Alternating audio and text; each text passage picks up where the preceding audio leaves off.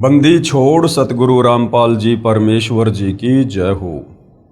परम पिता परमात्मा सारी सृष्टि के रचनहार कुल मालिक असंख्य ब्रह्मांडों के स्वामी जगत गुरु तीनों लोकों में प्रवेश करके सबका धारण पोषण करने वाले राजाधिराज आत्माधार नाथों के नाथ देवों के देव महादेव सर्वेश्वर महेश्वर मृत्युंजय अजरो अमर आदि अनादि सनातनी प्रभु जगत पिता जगदीश्वर श्री श्री 1008 की उपाधि के वास्तविक अधिकारी अकाल मूरत सौद स्वरूपी राम वासुदेव सर्वगतम ब्रह्म परम पूज्य प्रथम पूज्य परम संत परम पुरुष परम धनी परम दयालु सत्य कबीर हक्का कबीर अल्लाहु कबीर अल्लाहु अकबर बाखबर अल्लाह ताला जगत के तारणहार जगत के मुक्तिदाता जगत के जगन्नाथ हारे के सहारे हिंदुओं के राम मुसलमानों के अल्लाह सिखों के वाहिगुरु ईसाइयों के मसीह दया के सागर दयानिधि करुणा के सागर करुणानिधि स्वयंभू परिभू संकट मोचन कष्ट हरण मंगल करण दुख भंजन अविगत कबीर निर्विकार निर्विषम परमात्मा अलय अलेख सतगुरु आदि अनादि सतगुरु असली मर्यादा पुरुषोत्तम असली राम असली कृष्ण असली घनश्याम असली मुरारी राजाओं के राजा महाराजाओं के महाराजा शहंशाहों के शहंशाह सम्राटों के सम्राट भगवानों के भगवान अल्लाहों के अल्लाह प्रभुओं के प्रभु मसीहाओं के मसीह सच्चे वाहिगुरु बाबाओं के बाबा पीरों के पीर सेठों के सेठ जगत सेठ सावड़सा सेठ सर्वगुण संपन्न अनंत कोटि कलाओं के स्वामी अनंत कोटि ब्रह्मांडों के नायक योगियों में महायोगी ध्यानियों में महाध्यानी सिद्धों में परम सिद्ध ज्ञानियों में तत्व ज्ञानी ब्रह्म ज्ञानी महाज्ञानी परम ज्ञानी सर्वश्रेष्ठ ज्ञानी विज्ञानी युवा कबीर समर्थ कबीर असमवात अमित ओजा सच्चे रहनुमा करीम अल्लाह सुभान अल्लाह दुनिया के अंतिम पैगंबर 8 सितंबर 1951 से गांव धनाना जिला सोनीपत हरियाणा भारतवर्ष की पावन भूमि पे प्रकट रियल कल्कि भगवान श्री नारायण साकार हरि श्री बाबा साहेब नूर अनंत परमात्मा सच्चे दरवे सच्चे बाखबर संत श्रोमणी सतगुरु रामपाल जी परमेश्वर जी के चरण कमल में आप और हम सभी भाई बहनों का अनंत कोटि दंडवत प्रणाम। सत्साई भाई और बहनों, बहुत बड़ी दया बहुत बड़ी मेहर पूज्य गुरुदेव भगवान की परमेश्वर रामपाल जी की जिनके शुभ आशीर्वाद से विशेष आशीर्वाद से उनके सत्संगों का संग्रह पवित्र पुस्तक ज्ञान गंगा के ऊपर वीडियो बनाने की श्रृंखला शुरू है। इसी श्रृंखला में आज हमारा ये 25वें नंबर का वीडियो है। पवित्र पुस्तक ज्ञान गंगा से हमें भक्ति और भगवान को लेकर अध्यात्म को लेकर बहुत कुछ जानने और समझने को मिल रहा है। भाई और बहनों, ये पवित्र पुस्तक ज्ञान गंगा सर्व धर्मों के धर्मशास्त्रों के ज्ञान से प्रमाणित है। इस पवित्र पुस्तक के अमृत ज्ञान में सुई की नोक रखने जितना भी नुक्स निकालने में किसी भी धर्म का कोई भी धर्म गुरु सक्षम नहीं है। यही वो पुस्तक है जिस पुस्तक के ज्ञान को पढ़कर समझकर यदि जगत गुरु तत्वदर्शी सतगुरु रामपाल जी परमेश्वर जी से नाम उपदेश लेकर आजीवन मर्यादा में रहकर भक्ति की जाए तो साधक का तो मोक्ष होगा ही होगा, साथ में उसकी 101 पीढ़ियों का उद्धार भी होगा। तो भाई और बहनों, ऐसा मौका कोई अज्ञानी कोई मंदबुद्धि व्यक्ति ही चूकेगा जो इतने सहज में हमें मोक्ष प्राप्ति का शु अवसर इस घोर कलयुग में प्राप्त हो रहा है। तो भाई और बहनों, इस पवित्र पुस्तक को समझने के लिए सबसे पहले हमने सृष्टि रचना को समझना पड़ेगा, क्योंकि सृष्टि रचना भक्ति मार्ग की मास्टर की है। सृष्टि रचना को समझे बिना हम अध्यात्म में सफल नहीं हो पाएंगे, हम भक्ति मार्ग में आगे नहीं बढ़ पाएंगे। तो सृष्टि रचना के ऊपर पहले बहुत ज़्यादा वीडियो बन चुके हैं। यदि आप जिन्हें अभी तक पवित्र पुस्तक ज्ञान गंगा के ऊपर बन चुके पहले के वीडियो नहीं देखे हैं तो आपने प्रत्येक वीडियो को शुरुआत से देखना चाहिए। तो भाई और बहनों, सृष्टि रचना में सतगुरु रामपाल जी ने हमें जो जो बताया और दिखाया, आज हमारे धर्मों के धर्म ग्रंथ उसका समर्थन कर रहे हैं। साथ में पूर्ण संत की क्या पहचान है, तत्वदर्शी संत की क्या पहचान है, गीता जी में कहाँ कहाँ इस बात का प्रमाण है, आप और हमें इन सब बातों की इस जानकारी इस पवित्र पुस्तक ज्ञान गंगा से हुई है। साथ में बहुत सारे भविष्य वक्ता हैं जिन्होंने सतगुरु रामपाल जी को लेकर वर्तमान समय को ध्यान में रखते हुए भविष्यवाणियां की हैं। उन तमाम भविष्यवाणियों पर सतगुरु रामपाल जी बिल्कुल खरे उतरते हैं। तो हमें यहाँ भी विश्वास हो जाता है कि हम जिस सतभक्ति मार्ग पर लगे हैं और जिस सतभक्ति मार्ग के प्रणेता सतगुरु रामपाल जी हैं, तो मोक्ष प्राप्ति में हमें किसी प्रकार का कोई भी धोखा नहीं है। अब भाइयों और बहनों, अध्यात्म को और अच्छे से जानने के लिए, क्योंकि हमारे धर्म शास्त्र अध्यात्म का मूल है और धर्म शास्त्रों से ही हमें विश्वास होगा कि वास्तव में जो सतज्ञान वर्तमान में सतगुरु रामपाल जी दे रहे हैं, ये सतज्ञान तो लगभग हमारे सभी सदग्रंथों में पहले से वर्णित है, परंतु हमारे धर्म गुरु तत्व ज्ञान के अभाव में हमें निष्कर्ष निकाल कर नहीं दे पाए कि वास्तव में परमात्मा कौन है, कैसा है, कहाँ रहता है, भक्ति की शुरुआत कैसे होती है, गुरु बनाना कितना आवश्यक है। इन तमाम बातों की जानकारी हमारे धर्मगुरु हमें नहीं दे पाए। हमारे धर्मगुरु केवल संस्कृत भाषा के ज्ञाता थे। संस्कृत भाषा के ज्ञाता होने के कारण वो हमें वेदों को पढ़ाते रहे, गीता जी को पढ़ाते रहे, पुराणों को पढ़ाते रहे, परंतु उनमें जो निष्कर्ष है, जो कोड वर्ड में है, संकेतों में है, वो हमें नहीं समझा पाए। उसके लिए भाइयों और बहनों तत्वदर्शी संत की जरूरत पड़ती है, क्योंकि हमारे धर्म ग्रंथों से बढ़कर हमारे धर्म गुरु नहीं हो सकते हैं। और हमारे पवित्र धर्म ग्रंथ श्री गीता जी अध्याय 4 श्लोक 34 स्पष्ट कह रहा है कि अर्जुन, अगर तुझे पूर्ण मोक्ष चाहिए, अगर तुझे कंप्लीट अध्यात्म के विषय में जानकारी चाहिए और यदि तू उस परम धाम में जाना चाहता है जहां जाने के बाद साधक फिर कभी लौटकर इस काल ब्रह्म के 21 ब्रह्मांड में कर्म दंड भोगने के लिए वापस नहीं आता है, तो भाई तू किसी तत्वदर्शी संत की खोज कर ले। उस तत्वदर्शी संत को भली भांति दंडवत प्रणाम कर, उसको प्रसन्न कर, कपट छोड़कर सरलतापूर्वक व्यवहार कर, उससे सवाल कर, फिर वो तत्वज्ञानी महात्मा तुझे तत्व ज्ञान का उपदेश करेंगे। तो जब हमारे धर्म ग्रंथ ही कह रहे हैं कि भाई तत्वदर्शी संत के बिना आप मोक्ष प्राप्त नहीं कर सकते, आपको परमात्म ज्ञान नहीं हो सकता, तो भाइयों और बहनों, आज आप और हमारा सौभाग्य कि धरती पर वह तत्वदर्शी संत भी प्रकट है और उनके द्वारा बताया गया तत्व ज्ञान भी प्रकट हो चुका है।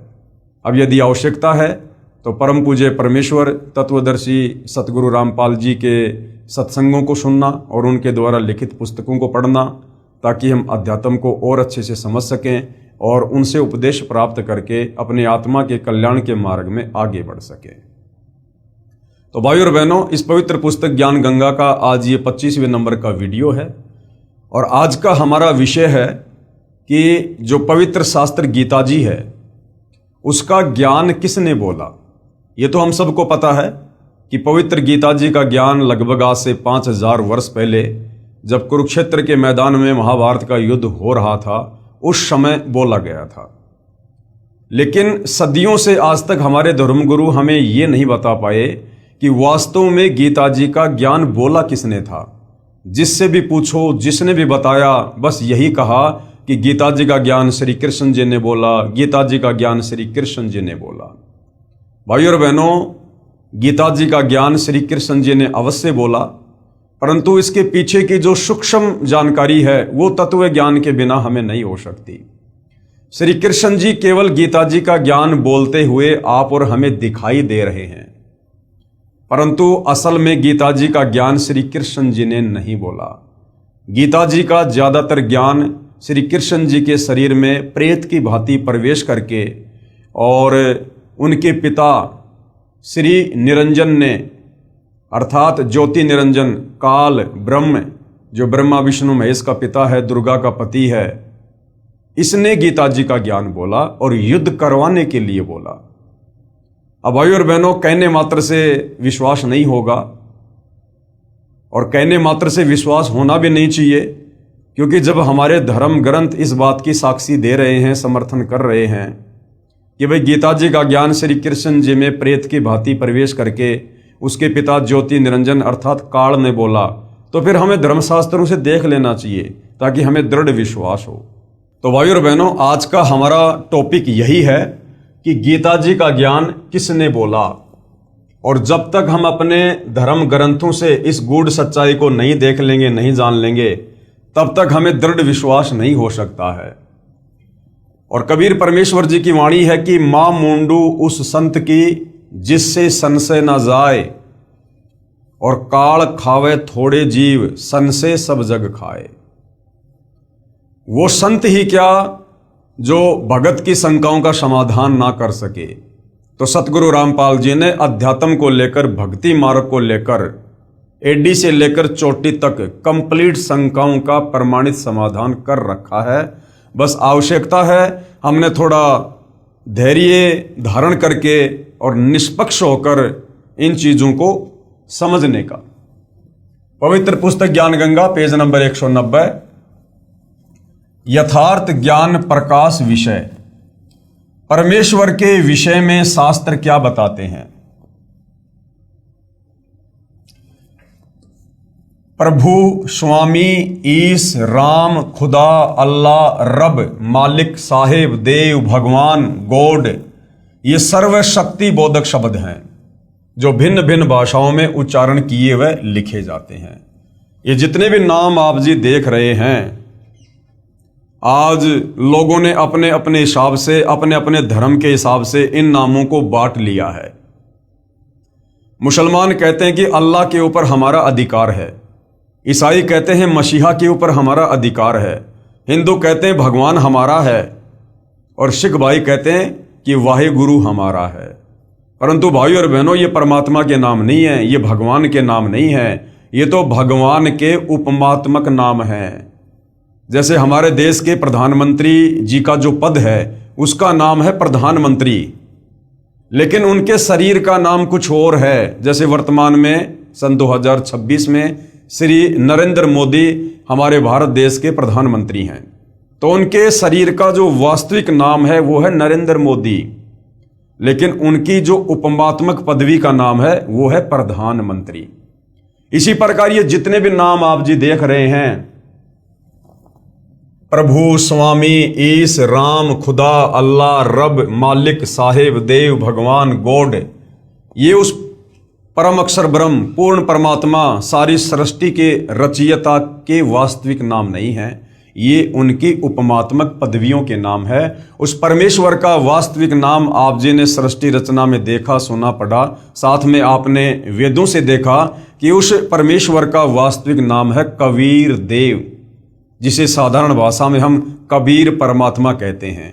वेदों में जिसे कबीर देव और कबीर अग्नि नाम से संबोधित किया गया है। तो परमेश्वर का असल में क्या नाम है? कबीर देव। प्रभु यानी परमात्मा की महिमा से प्रत्येक प्राणी प्रभावित है कि कोई शक्ति है जो परम सुखदायक व कष्ट निवारक है। वह कौन है, कैसा है, कहाँ है, कैसे मिलता है, ये प्रश्नवाचक चिन्ह अभी तक पूर्ण रूप से नहीं हट पाया। ये शंका इस पुस्तक से पूर्ण रूप से समाप्त हो जाएगी।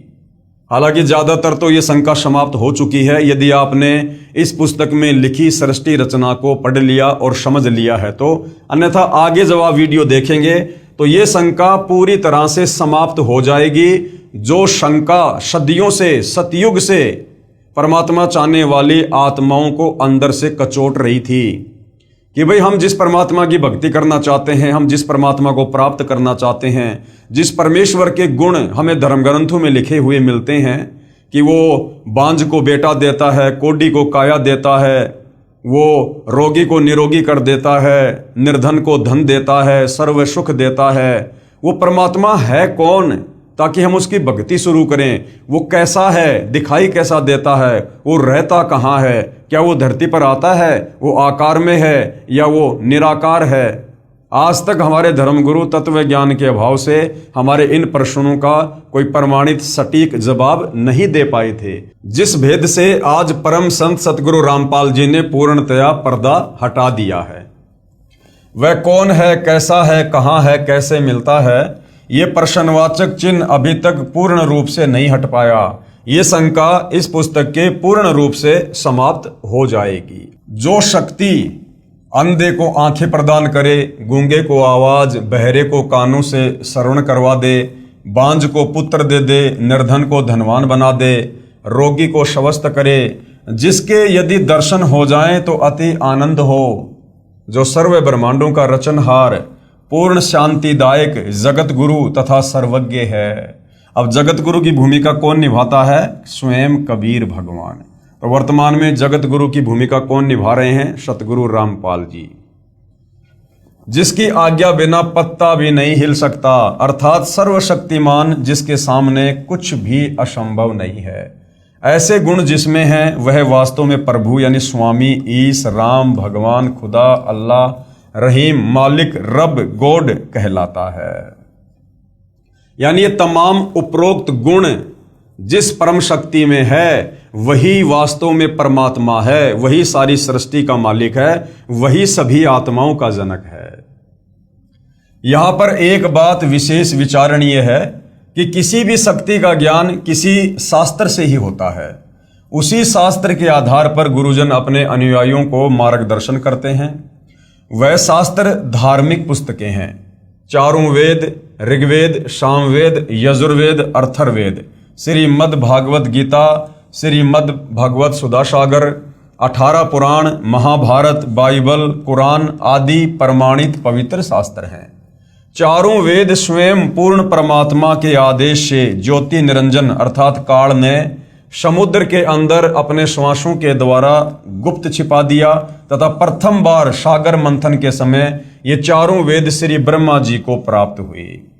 ये जो वेद हैं, जो वेद ज्ञान है, ये वेद ज्ञान कबीर परमेश्वर जी ने इस ज्योति निरंजन, इस काल के अंतःकरण में डाल दिए थे।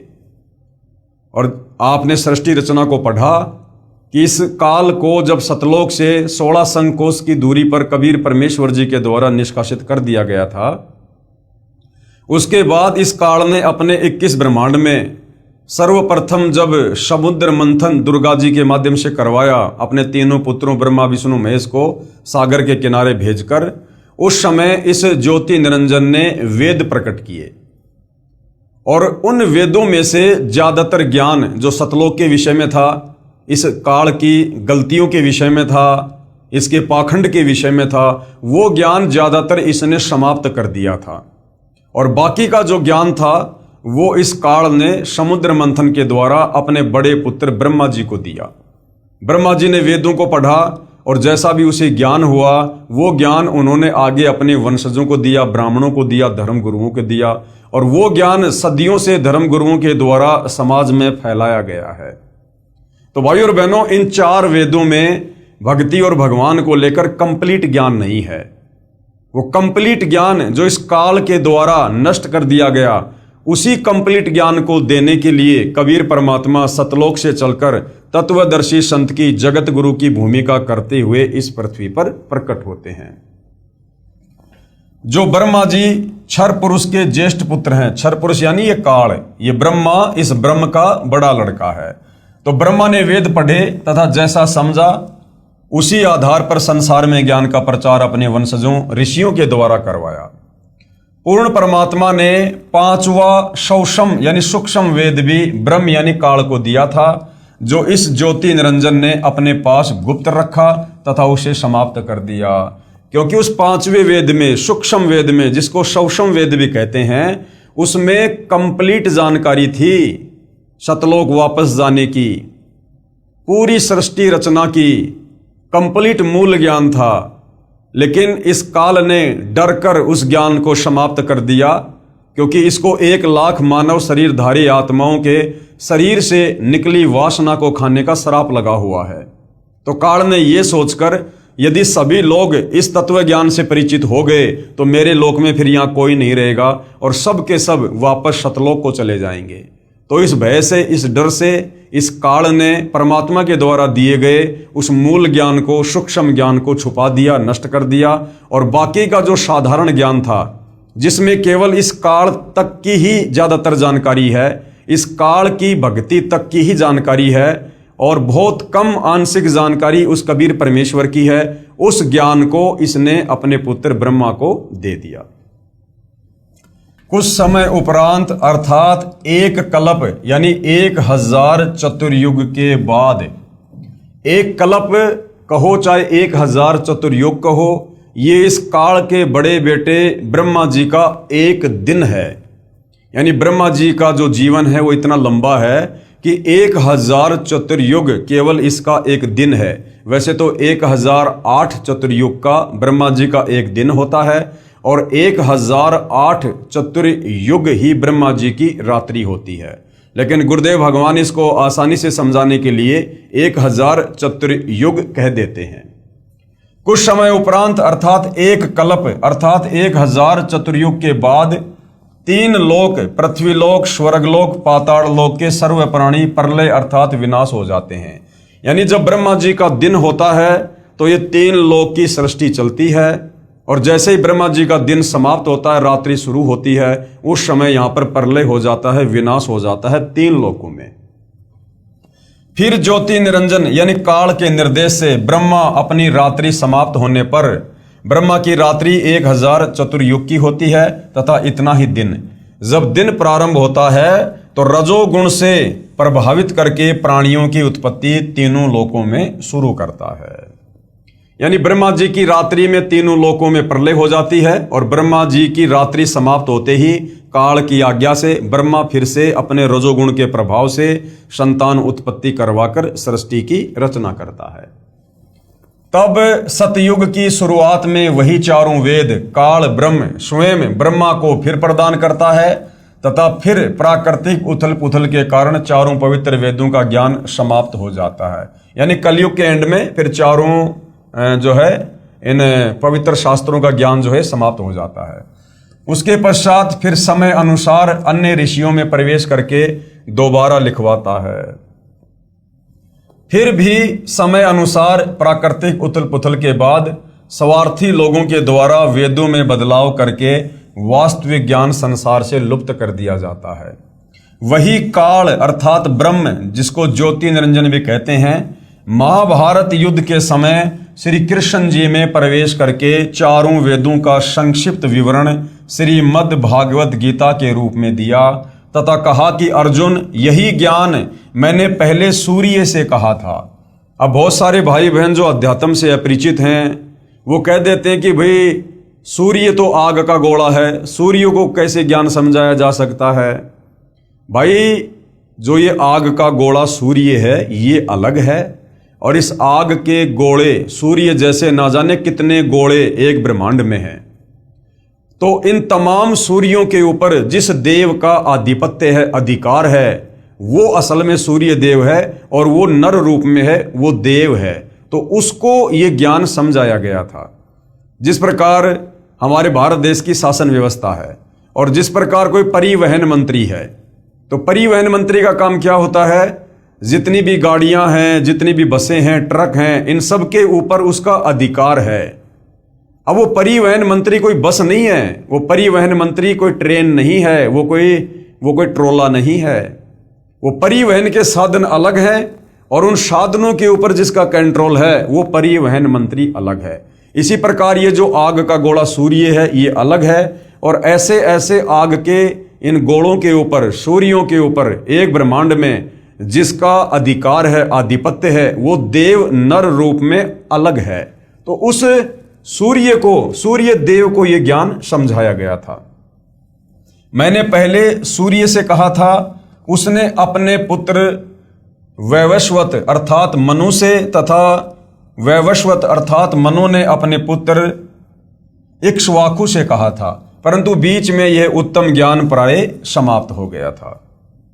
इस काल अर्थात ब्रह्म ज्योति निरंजन ने श्री वेद व्यास ऋषि के शरीर में प्रवेश करके चारों वेद, महाभारत, 18 पुराण, श्रीमद् भगवद गीता, श्री सुधा सागर को पुनः लिपिबद्ध अर्थात संस्कृत भाषा में करवाया, जो आज सभी को उपलब्ध है। ये सर्व शास्त्र श्रेष्ठ हैं। अब इन शास्त्रों को कलयुगी ऋषियों ने भाषा भाष्य अर्थात हिंदी अनुवाद करके अपने विचार मिलाने की कोशिश की है, जो स्पष्ट गलत दिखाई देते हैं। यानी वर्तमान में इन तमाम शास्त्रों का जिन जिन अनुवादकों ने अनुवाद किया है, तो तत्व ज्ञान के अभाव में इन्होंने अनुवाद करते समय बहुत ज्यादा मिलावट कर दी है, जो स्पष्ट गलत दिखाई देते हैं और व्याख्या से मेल नहीं खाते हैं। यानी मूल संस्कृत से, मूल श्लोकों से, मतलब मेल नहीं खाते हैं। ये सभी शास्त्र महर्षि व्यास जी द्वारा लगभग 5300 यानी 5300 वर्ष पहले दोबारा लिखे गए थे। उस समय हिंदू धर्म, ईसाई धर्म, मुसलमान धर्म व सिख धर्म आदि कुछ भी नहीं थे। एक वेदों के मानने वाले आर्य ही हुआ करते थे। कर्म आधार पर जाति होती थी तथा केवल 4 वर्ण क्षत्रिय, वैश्य, ब्राह्मण तथा शूद्र ही थे। इसलिए ये जो चारों वेद हैं और जो पवित्र गीता जी का ज्ञान है, ये किसी धर्म या जाति विशेष के लोगों के लिए नहीं है, ये पूरे विश्व के मानव समाज के लिए है। क्योंकि जिस समय ये गीता जी का ज्ञान बोला गया था या जिस समय ये वेद लिखे गए थे, उस समय हमारे देश में ना कोई हिंदू था, ना कोई मुसलमान था, ना कोई सिख था, ना कोई जैनी था, ना कोई बौद्ध था। यानी आज से 5000 साल पहले द्वापर युग तक कोई धर्म नहीं था। हम सभी आर्य थे, हम सभी सनातनी थे, वेदों के अनुसार साधना किया करते थे।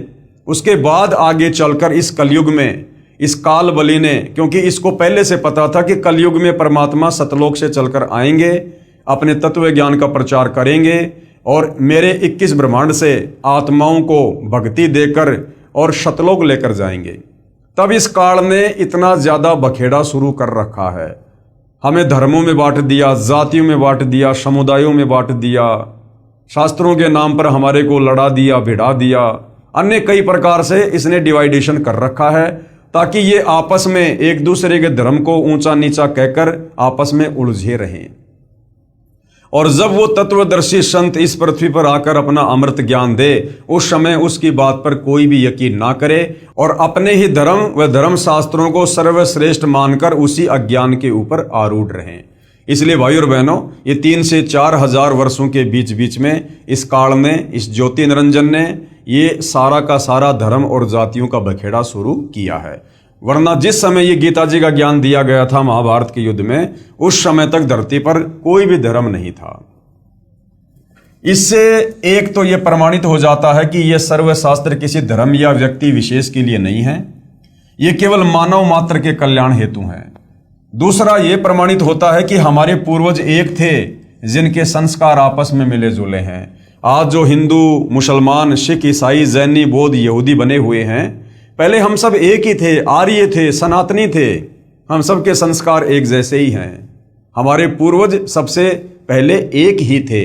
आगे चलकर जिन्होंने जैसे जैसे धर्म को अपना लिया, उस हिसाब से किसी को मुसलमान कहना शुरू कर दिया, किसी को हिंदू, किसी को जैनी, किसी को बौद्ध, किसी को ईसाई। वरना हम सब पहले एक ही थे। जैसे भाई और बहनों, आज से लगभग 600 साढ़े 600 वर्ष पहले आदरणीय नानक जी के द्वारा सिख पंथ की नींव डाली गई थी। आगे चलकर जो सिख धर्म बन गया। अब 650 साल पहले वर्तमान के जितने भी सिख हैं, ये सारे के सारे हिंदू ही तो हैं। ये रामकृष्ण की भक्ति करते थे, ब्रह्मा विष्णु महेश की भक्ति किया करते थे। लेकिन नानक जी ने एक नए पंथ की शुरुआत की थी। आगे चलकर उसको इन लोगों ने धर्म में तब्दील कर दिया। तो इसी प्रकार चाहे मुसलमान हो, चाहे ईसाई हो, चाहे जैनी हो, चाहे बौद्ध हो, चाहे यहूदी हो, सब पहले सनातनी थे, सब वेदों के अनुसार साधना किया करते थे। इसलिए हम सबके संस्कार मिले जुले हैं। आज कोई हिंदू है, कल को मरने के बाद वो मुसलमान के घर में जन्म लेगा। आज कोई मुसलमान है, कल को मरने के बाद वो हिंदू धर्म में कोई यादव बनेगा, कोई पंडित बनेगा, कोई ब्राह्मण बनेगा, क्योंकि हमारे पिछले संस्कार मिले जुले हैं। सर्वप्रथम पवित्र शास्त्र गीता जी पर विचार करते हैं। पवित्र गीता जी, जिसका ज्ञान लगभग 5000 वर्ष पहले महाभारत युद्ध के दौरान कुरुक्षेत्र के मैदान में श्री कृष्ण जी के शरीर में प्रेत की भांति प्रवेश करके जो है ब्रह्मा विष्णु महेश के पिता ज्योति निरंजन काल ब्रह्म ने बोला, अब हम उसके ऊपर विचार करते हैं और अध्यात्म को समझते हैं। क्योंकि गीता जी को तो हम उस समय समझेंगे जब पहले हमें यह पता चलेगा कि वास्तव में गीता जी का ज्ञान बोला किसने है और क्यों बोला है। पवित्र गीता जी का ज्ञान किसने कहा है? पवित्र गीता जी के ज्ञान को उस समय बोला गया था जब महाभारत का युद्ध होने जा रहा था। अर्जुन ने युद्ध करने से इनकार कर दिया था। युद्ध क्यों हो रहा था? इस युद्ध को धर्म युद्ध की संज्ञा नहीं दी जा सकती। यह कोई सीमाओं का युद्ध नहीं था। कोई बाहरी देश हमारे देश के ऊपर आक्रमण नहीं कर रहे थे। ये आपस में भाई बंटवारे का युद्ध था, कौरव और पांडवों का।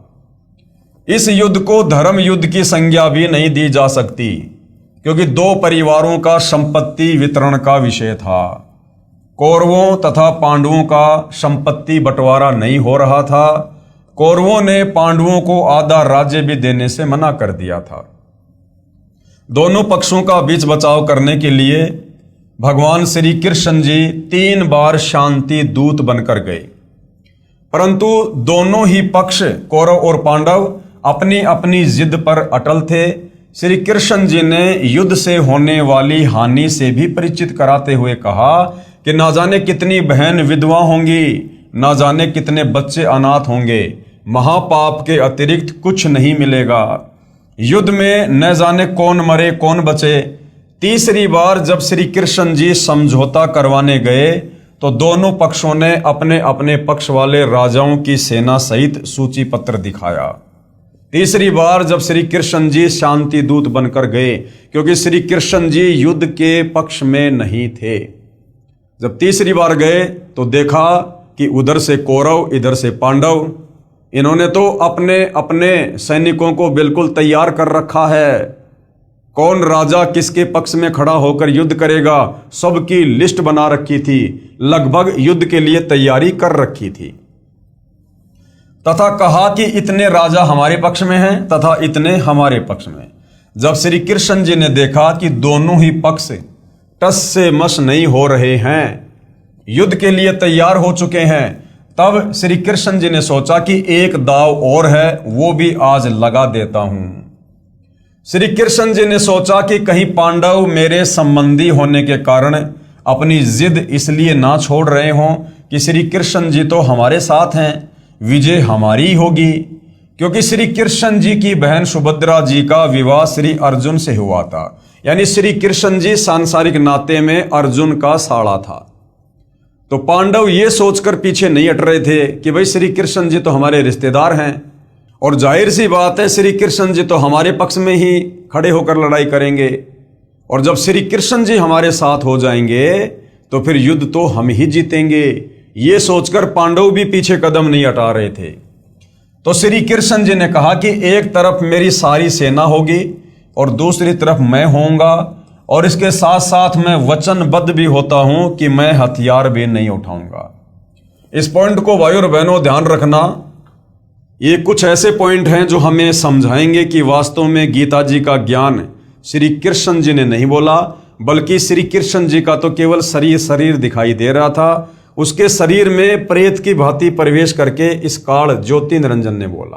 तो श्री कृष्ण जी ने क्या कहा कि भाई ठीक है, अगर तुम लोग नहीं मान रहे हो तो भाई देखो, एक तरफ तो मेरी सेना होगी और एक तरफ मैं रहूंगा, और मैं प्रतिज्ञा करता हूं कि मैं बिल्कुल भी युद्ध नहीं करूंगा। इसके साथ साथ मैं वचनबद्ध भी होता हूं कि मैं हथियार भी नहीं उठाऊंगा। लेकिन भाइयों और बहनों, आगे चलकर हम देखते हैं कि श्री कृष्ण जी ने रथ का पहिया हथियार के रूप में उठाकर बहुत सारे योद्धाओं को मौत के घाट उतारा। अब आगे हमें समझ में आएगा कि उस समय वो श्री कृष्ण नहीं था, उसके शरीर में उस समय ये काल ब्रह्म प्रेत की भांति प्रवेश था, और उस काल ने श्री कृष्ण जी के अंदर प्रवेश करके वो रथ का पहिया उठा के युद्ध किया। तो श्री कृष्ण जी ने प्रतिज्ञा की, और इसके साथ साथ मैं वचनबद्ध भी होता हूं कि मैं हथियार नहीं उठाऊंगा। इस घोषणा से पांडवों के पैरों के नीचे की जमीन खिसक गई। अब पांडवों ने सोचा भाई ये तो अनर्थ हो गया, हम तो श्री कृष्ण जी के ऊपर ही फूल रहे थे, पैर पीट रहे थे कि भाई श्री कृष्ण जी हमारे साथ में हैं, ये 3 लोक के भगवान हैं, और ये जिधर हो जाएंगे विजय उनकी होगी। और ये कह रहे हैं कि भाई मैं तो हथियार नहीं उठाऊंगा, तो बताओ फिर तो हम युद्ध हारेंगे ही हारेंगे। उनको लगा कि अब हमारी पराजय निश्चित है। तो पांडवों ने सोचा कि अब हमारी हार पक्की है। ये विचार करके 5 पांडव ये कहकर सभा से बाहर गए कि हम कुछ विचार कर लें। कुछ समय उपरांत श्री कृष्ण जी को सभा से बाहर आने की प्रार्थना की। श्री कृष्ण जी के बाहर आने पर पांडवों ने कहा कि हे भगवान, हमें 5 गांव दिलवा दो, हम युद्ध नहीं करना चाहते, हमारी इज्जत भी रह जाएगी, और आप चाहते हैं कि युद्ध ना हो, ये भी टल जाएगा। अब पांडवों ने देखा भैया युद्ध तो जीत नहीं पाएंगे, श्री कृष्ण जी तो हथियार उठाएंगे नहीं, तो हार पक्की है। तो अंत में पांचों पांडवों ने कहा कि भगवान आप हमें दुर्योधन से केवल 5 गांव दिलवा दो, उन गांवों से टैक्स वगैरह लेके और हम अपना जीवन यापन कर लेंगे, हम युद्ध नहीं चाहते, ना हम इसका बाकी राज्य चाहते। पांडवों के इस फैसले से श्री कृष्ण जी बहुत प्रसन्न हुए तथा सोचा कि बुरा समय टल गया। लेकिन भाई और बहनों, ये काल बलि ये बुरा समय टलने नहीं देता है।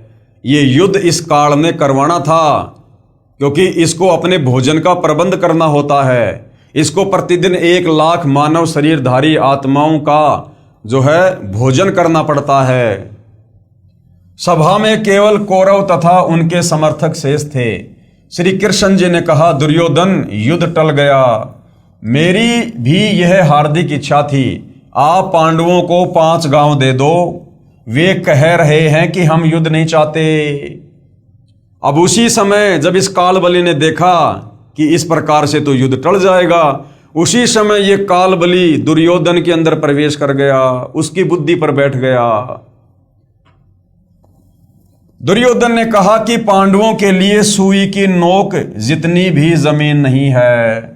अब 5 गांव भाई और बहनों कोई ज्यादा थोड़ी थे, लेकिन उसी समय दुर्योधन की बुद्धि पर काल सवार हो गया और दुर्योधन ने कहा कि सुई की नोक रखने जितनी जगह भी पांडवों के लिए नहीं है। यदि उन्हें चाहिए तो युद्ध के लिए कुरुक्षेत्र के मैदान में आ जाएं।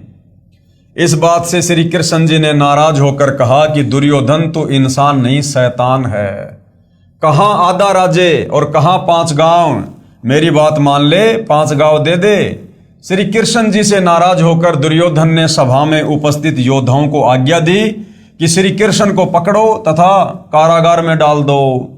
आज्ञा मिलते ही योद्धाओं ने श्री कृष्ण जी को चारों तरफ से घेर लिया। अब ये पॉइंट भी ध्यान रखना भाई और बहनों, आगे काम आएगा। तब श्री कृष्ण जी ने क्या किया? श्री कृष्ण जी ने अपना विराट रूप दिखाया। यानी श्री कृष्ण जी जो कि विष्णु जी हैं, इन्होंने अपना विराट रूप, अपना तेजोमय रूप दिखाया इन्होंने, जिसके तेज के आगे सर्व योद्धाओं की आंखें चक्काचौंध हो गई। उस तेज को वो सहन नहीं कर पाए और इधर उधर छुपने लगे। अर्थात तीसरी बार जब श्री कृष्ण जी पांडवों और कौरवों के बीच में शांति दूत बनकर गए कि युद्ध ना हो, उस समय दुर्योधन की जिद पर फिर श्री कृष्ण जी ने अपना विराट रूप दिखाया। इस बात को याद रखना। श्री कृष्ण जी ने अपना विराट रूप दिखाया, जिस कारण से सभी योद्धा और कौरव डरकर कुर्सियों के नीचे घुस गए तथा शरीर के तेज प्रकाश से आंखें बंद हो गई। श्री कृष्ण जी वहां से निकल गए। अब गुरुदेव कहते हैं, आओ विचार करें। उपरोक्त विराट रूप दिखाने का प्रमाण संक्षिप्त महाभारत गीता प्रेस गोरखपुर से प्रकाशित में प्रत्यक्ष है। जब कुरुक्षेत्र के मैदान में पवित्र गीता जी का ज्ञान सुनाते समय अध्याय 11 श्लोक 32 में पवित्र गीता बोलने वाला प्रभु कह रहा है कि अर्जुन, मैं बढ़ा हुआ काल हूं, अब सर्व लोकों को खाने के लिए प्रकट हुआ हूं, प्रवर्त हुआ हूं, प्रकट हुआ हूं। गीता जी अध्याय 11 श्लोक नंबर 32। महाभारत का युद्ध, दोनों तरफ सेनाएं हैं, सभी योद्धाएं हैं, बीच में श्री कृष्ण जी और अर्जुन जी रथ को लेकर खड़े हैं और गीता जी का उपदेश दिया जा रहा है। अब गीता जी अध्याय 11 श्लोक 32 क्या कह रहा है? जिसे दुनिया श्री कृष्ण समझ रही है, उसके अंदर प्रेत की भांति प्रवेश करके ये काल ब्रह्म क्या कह रहा है कि अर्जुन, गीता अध्याय 11 श्लोक 32 कि अर्जुन, मैं काल हूं, काल, और मैं सभी को खाने के लिए अभी अभी प्रवर्त यानी प्रकट हुआ हूं। अब विचार करो भाई और बहनों, श्री कृष्ण जी ये बात क्यों बोलेंगे कि मैं काल हूं? उससे पहले श्री कृष्ण जी ने कभी नहीं कहा अपने जीवन काल में कि मैं काल हूं। और श्री कृष्ण जी तो काल थे भी नहीं। श्री कृष्ण जी को देखकर तो पशु पक्षी भी, नर और नारी भी जो है बड़े आनंदित होते थे, बड़े प्यार प्रेम से रहा करते थे। और ना महाभारत के युद्ध के बाद कभी श्री कृष्ण जी ने कहा कि मैं काल हूं, क्योंकि उस समय श्री कृष्ण जी के शरीर में यह काल प्रवेश था। और कह रहा कि मैं अभी अभी परवर्त यानी प्रकट हुआ हूं, अभी अभी, जबकि श्री कृष्ण जी तो वहां पर पहले से ही थे। फिर ये क्यों कह रहा है कि मैं अभी अभी प्रकट हुआ हूं? क्योंकि उस समय श्री कृष्ण जी के शरीर में प्रेत की भांति ये काल प्रकट हुआ, इसलिए वो काल कह रहा कि भाई मैं तो अभी अभी प्रकट हुआ हूं। जो तू युद्ध नहीं करना चाह रहा ना, कि मैं युद्ध नहीं करना चाहता, मैं तो भिक्षा का अन्न खाकर अपना गुजारा कर लूंगा, मैं किसको मारूं, सामने मेरे तो यार दोस्त मित्र रिश्तेदार भाई बंधु हैं। तो काल ने देखा भैया अगर अर्जुन पीछे हट गया तो इसका मतलब कोई भी पांडव हथियार नहीं उठाएगा, फिर मेरे भोजन का इंतजाम कैसे होगा? तो उसी समय श्री कृष्ण जी के शरीर में यह काल प्रवेश करता है और इस अर्जुन को अपना विराट रूप दिखाता है, काल रूप दिखाता है, जिससे अर्जुन डर जाता है और कहता अर्जुन मैं काल हूं और अभी अभी प्रकट हुआ हूं। जबकि श्री कृष्ण जी तो वहां पर पहले से ही उपस्थित थे, लेकिन उस समय यह काल उसके अंदर प्रवेश करके प्रकट हुआ, इसलिए कह रहा कि मैं तो अभी अभी प्रकट हुआ हूं।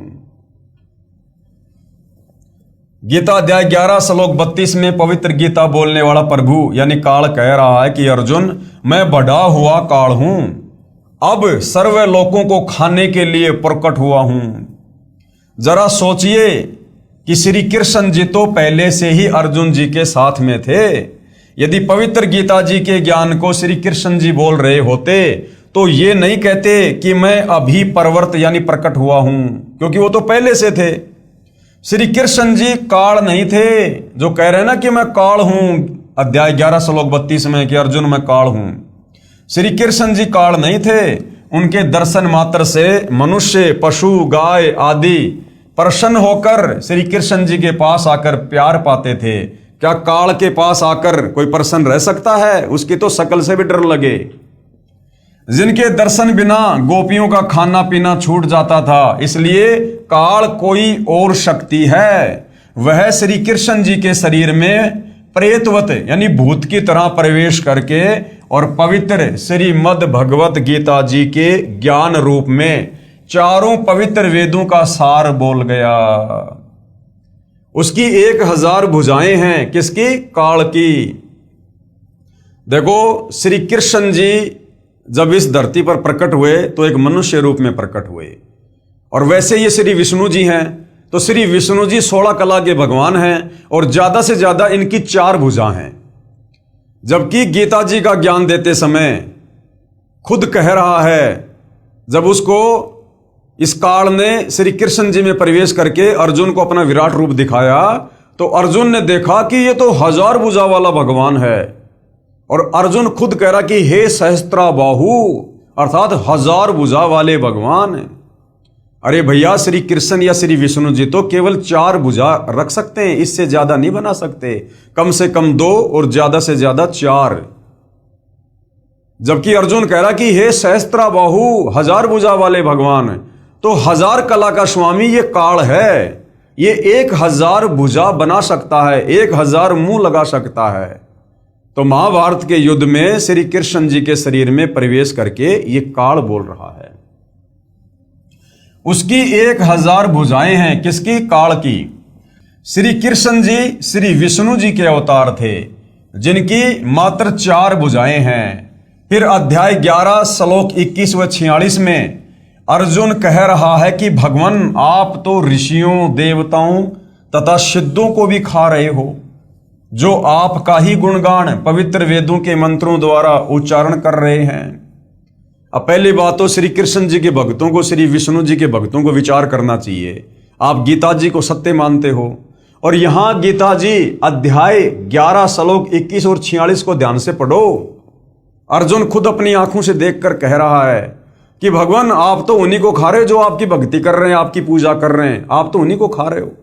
तो बताओ भाई और बहनों, आप श्री कृष्ण जी की पूजा करते हो, श्री विष्णु जी की पूजा करते हो, और अर्जुन खुद अपनी आंखों से देखकर कह रहा कि भगवान आप तो उन्हीं को खा रहे हो जो आप ही की जय जयकार कर रहे हैं, जो आप ही की पूजा कर रहे हैं। तो श्री कृष्ण जी श्री विष्णु जी पूजा के योग्य नहीं हैं।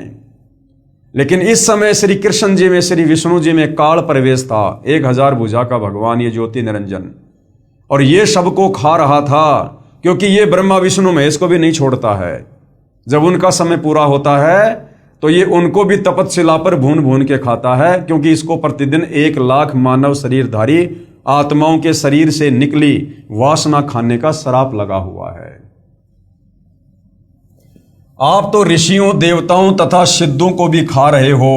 ये गीता अध्याय 11 श्लोक 21 और 46 में आप जी देख सकते हो। जो आपका ही गुणगान पवित्र वेदों के मंत्रों द्वारा उच्चारण कर रहे हैं तथा अपने जीवन की रक्षा के लिए मंगल कामना कर रहे हैं। कुछ आपके दाढ़ों में लटक रहे हैं, कुछ आपके मुख में समा रहे हैं। हे सहस्त्राबाहु, अर्जुन क्या कह रहा है?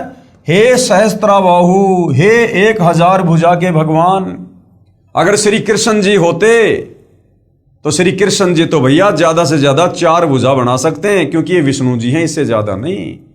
फिर 1000 भुजा कौन दिखा रहा है अर्जुन को? ये काल श्री कृष्ण जी में प्रवेश करके। हे सहस्त्राबाहु यानी 1000 भुजा के भगवान, अर्थात 1000 भुजा वाले भगवान, आप अपने उसी चतुर्भुज रूप में आइए।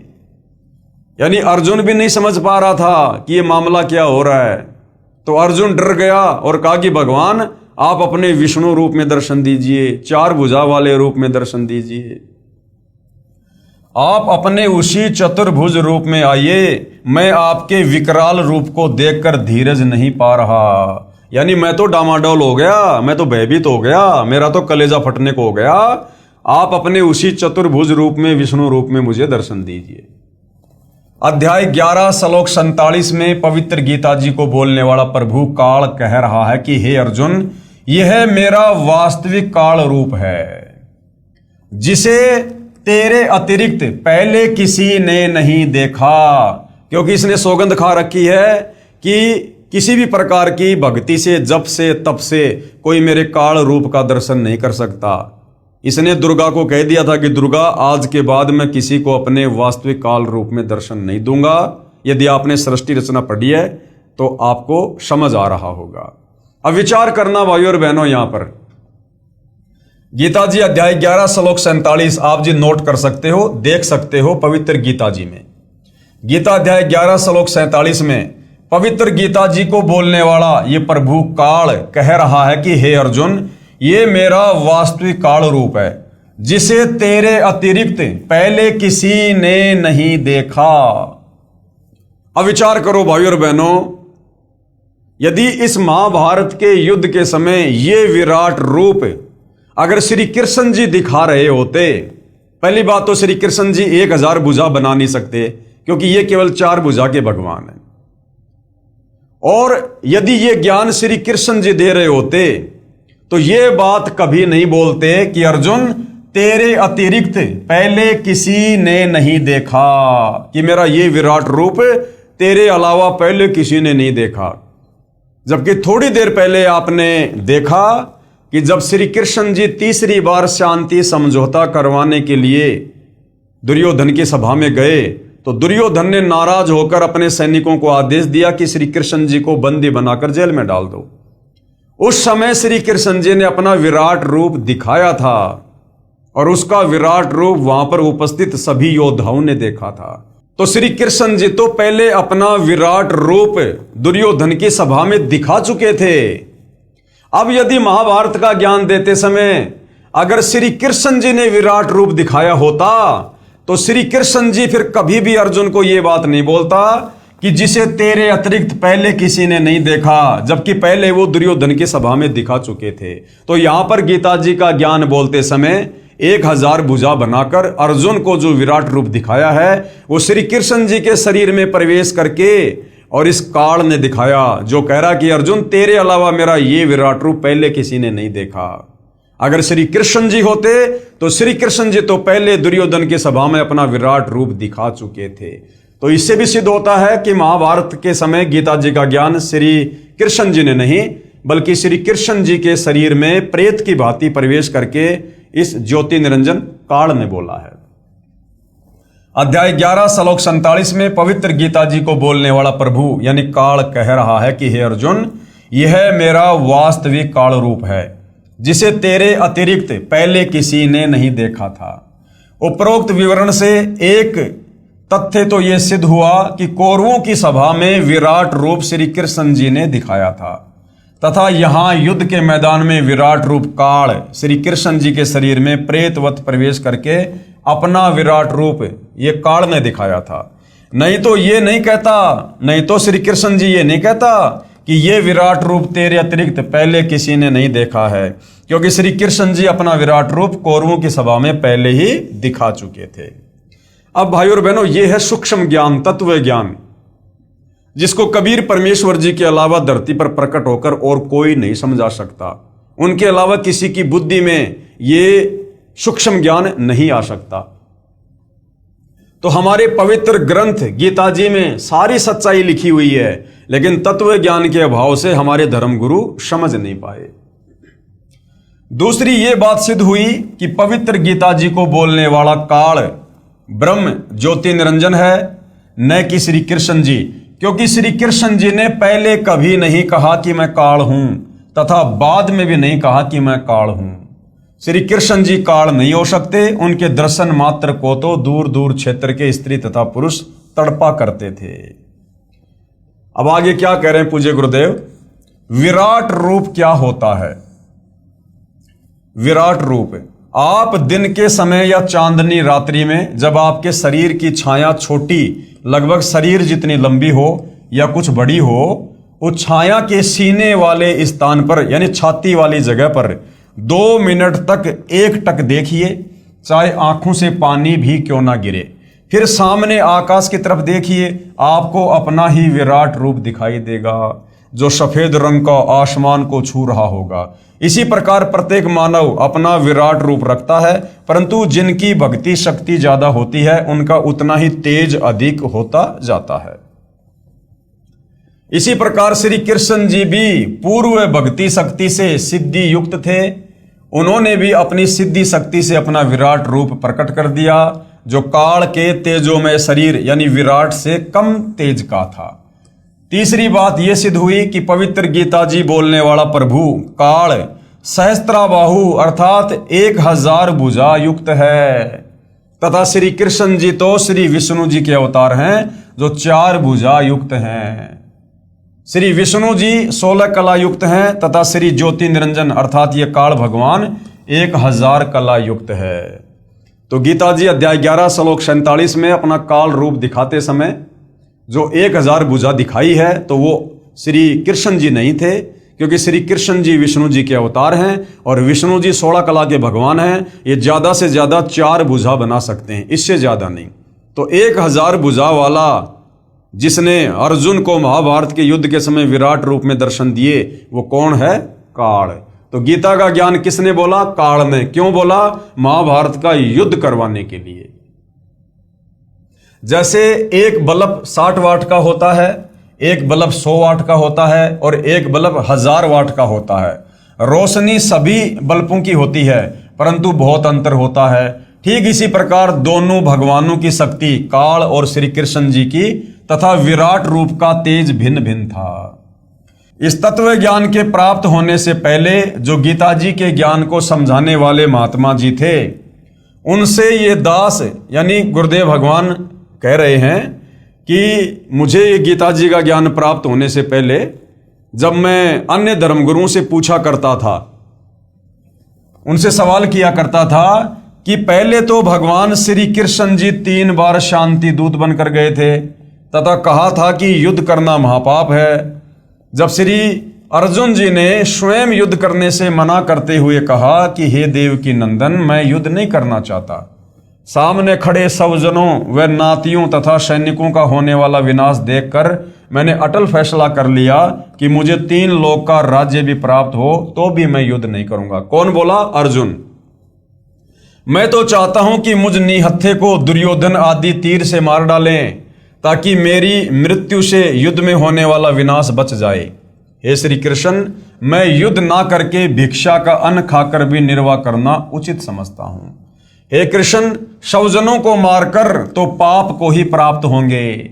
मेरी बुद्धि काम करना बंद कर गई है। आप हमारे गुरु हो, क्योंकि श्री कृष्ण जी 5 पांडवों के गुरु थे और मैं आपका शिष्य हूं।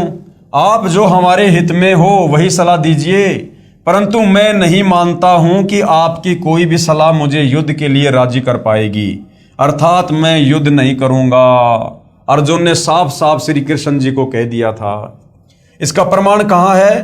प्रमाण है पवित्र गीता जी अध्याय 1 श्लोक नंबर 31 से 39 तथा 46 तथा अध्याय 2 श्लोक 5 से 8 में। फिर श्री कृष्ण जी में प्रवेश काल बार बार कह रहा है कि अर्जुन कायर मत बन। अब काल ने देखा भैया अर्जुन तो युद्ध करने के लिए बिल्कुल भी तैयार नहीं हो रहा है, और युद्ध नहीं करेगा तो फिर मेरे भोजन का क्या होगा। उसके बाद तुरंत श्री कृष्ण जी में ये काल प्रवेश कर जाता है। फिर श्री कृष्ण जी में प्रवेश काल बार बार कह रहे हैं कि अर्जुन कायर मत बन, युद्ध कर। या तो युद्ध में मारा जाकर स्वर्ग को प्राप्त होगा, या युद्ध जीतकर पृथ्वी के राज्य को भोगेगा। आदि आदि कहकर ऐसा भयंकर विनाश करवा डाला जो आज तक के संत महात्माओं तथा सभ्य लोगों के चरित्र में ढूंढने से भी नहीं मिलता है। तब वे नादान गुरुजी नीम हकीम कहा करते थे कि अर्जुन क्षत्रिय धर्म को त्याग रहा था। तब वो नादान धर्मगुरु क्या कहा करते थे सवाल के जवाब में कि भाई उस समय अर्जुन अपने क्षत्रिय धर्म को त्याग रहा था, और अगर उस समय श्री कृष्ण जी अगर अर्जुन को कहकर युद्ध ना करवाते तो आने वाले समय में इस धरती पर जो है वीर पैदा होने बंद हो जाते। कि अर्जुन क्षत्रिय धर्म को त्याग रहा था, इससे क्षत्रित्व को हानि तथा सूरवीरता का सदा के लिए विनाश हो जाता। अर्जुन को क्षत्रिय धर्म पालन करवाने के लिए ये महाभारत का युद्ध श्री कृष्ण जी ने करवाया था। अब गुरुदेव कह रहे हैं कि पहले तो मैं उनकी इस नादानों वाली कहानी से चुप हो जाता था, क्योंकि मुझे स्वयं ज्ञान नहीं था। अब भाई और बहनों ऐसी बात नहीं है कि गुरुदेव जी को ज्ञान नहीं था, लेकिन उस समय शास्त्र दिखाने का वो ठीक का समय नहीं आया था, इसलिए परमात्मा ऐसी ही लीला कर रहे थे। पुनर्विचार करें, भगवान श्री कृष्ण जी स्वयं क्षत्रिय थे। कंस के वध के उपरांत श्री अग्रसेन जी ने मथुरा की बागडोर अपने दोते श्री कृष्ण जी को संभाल दी। एक दिन नारद जी ने श्री कृष्ण जी को बताया कि निकट ही एक गुफा में एक सिद्धि युक्त राक्षस राजा मुचकंद सोया पड़ा है।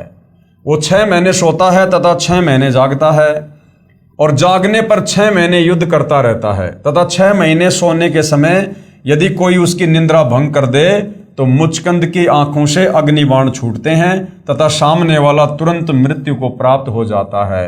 आप सावधान रहना, ये कहकर श्री नारद जी चले गए। कुछ समय के उपरांत श्री कृष्ण जी को छोटी उम्र में मथुरा के सिंहासन पर बैठा देखकर एक काल्यवन नामक राजा ने 18 करोड़ सेना लेकर मथुरा पर आक्रमण कर दिया।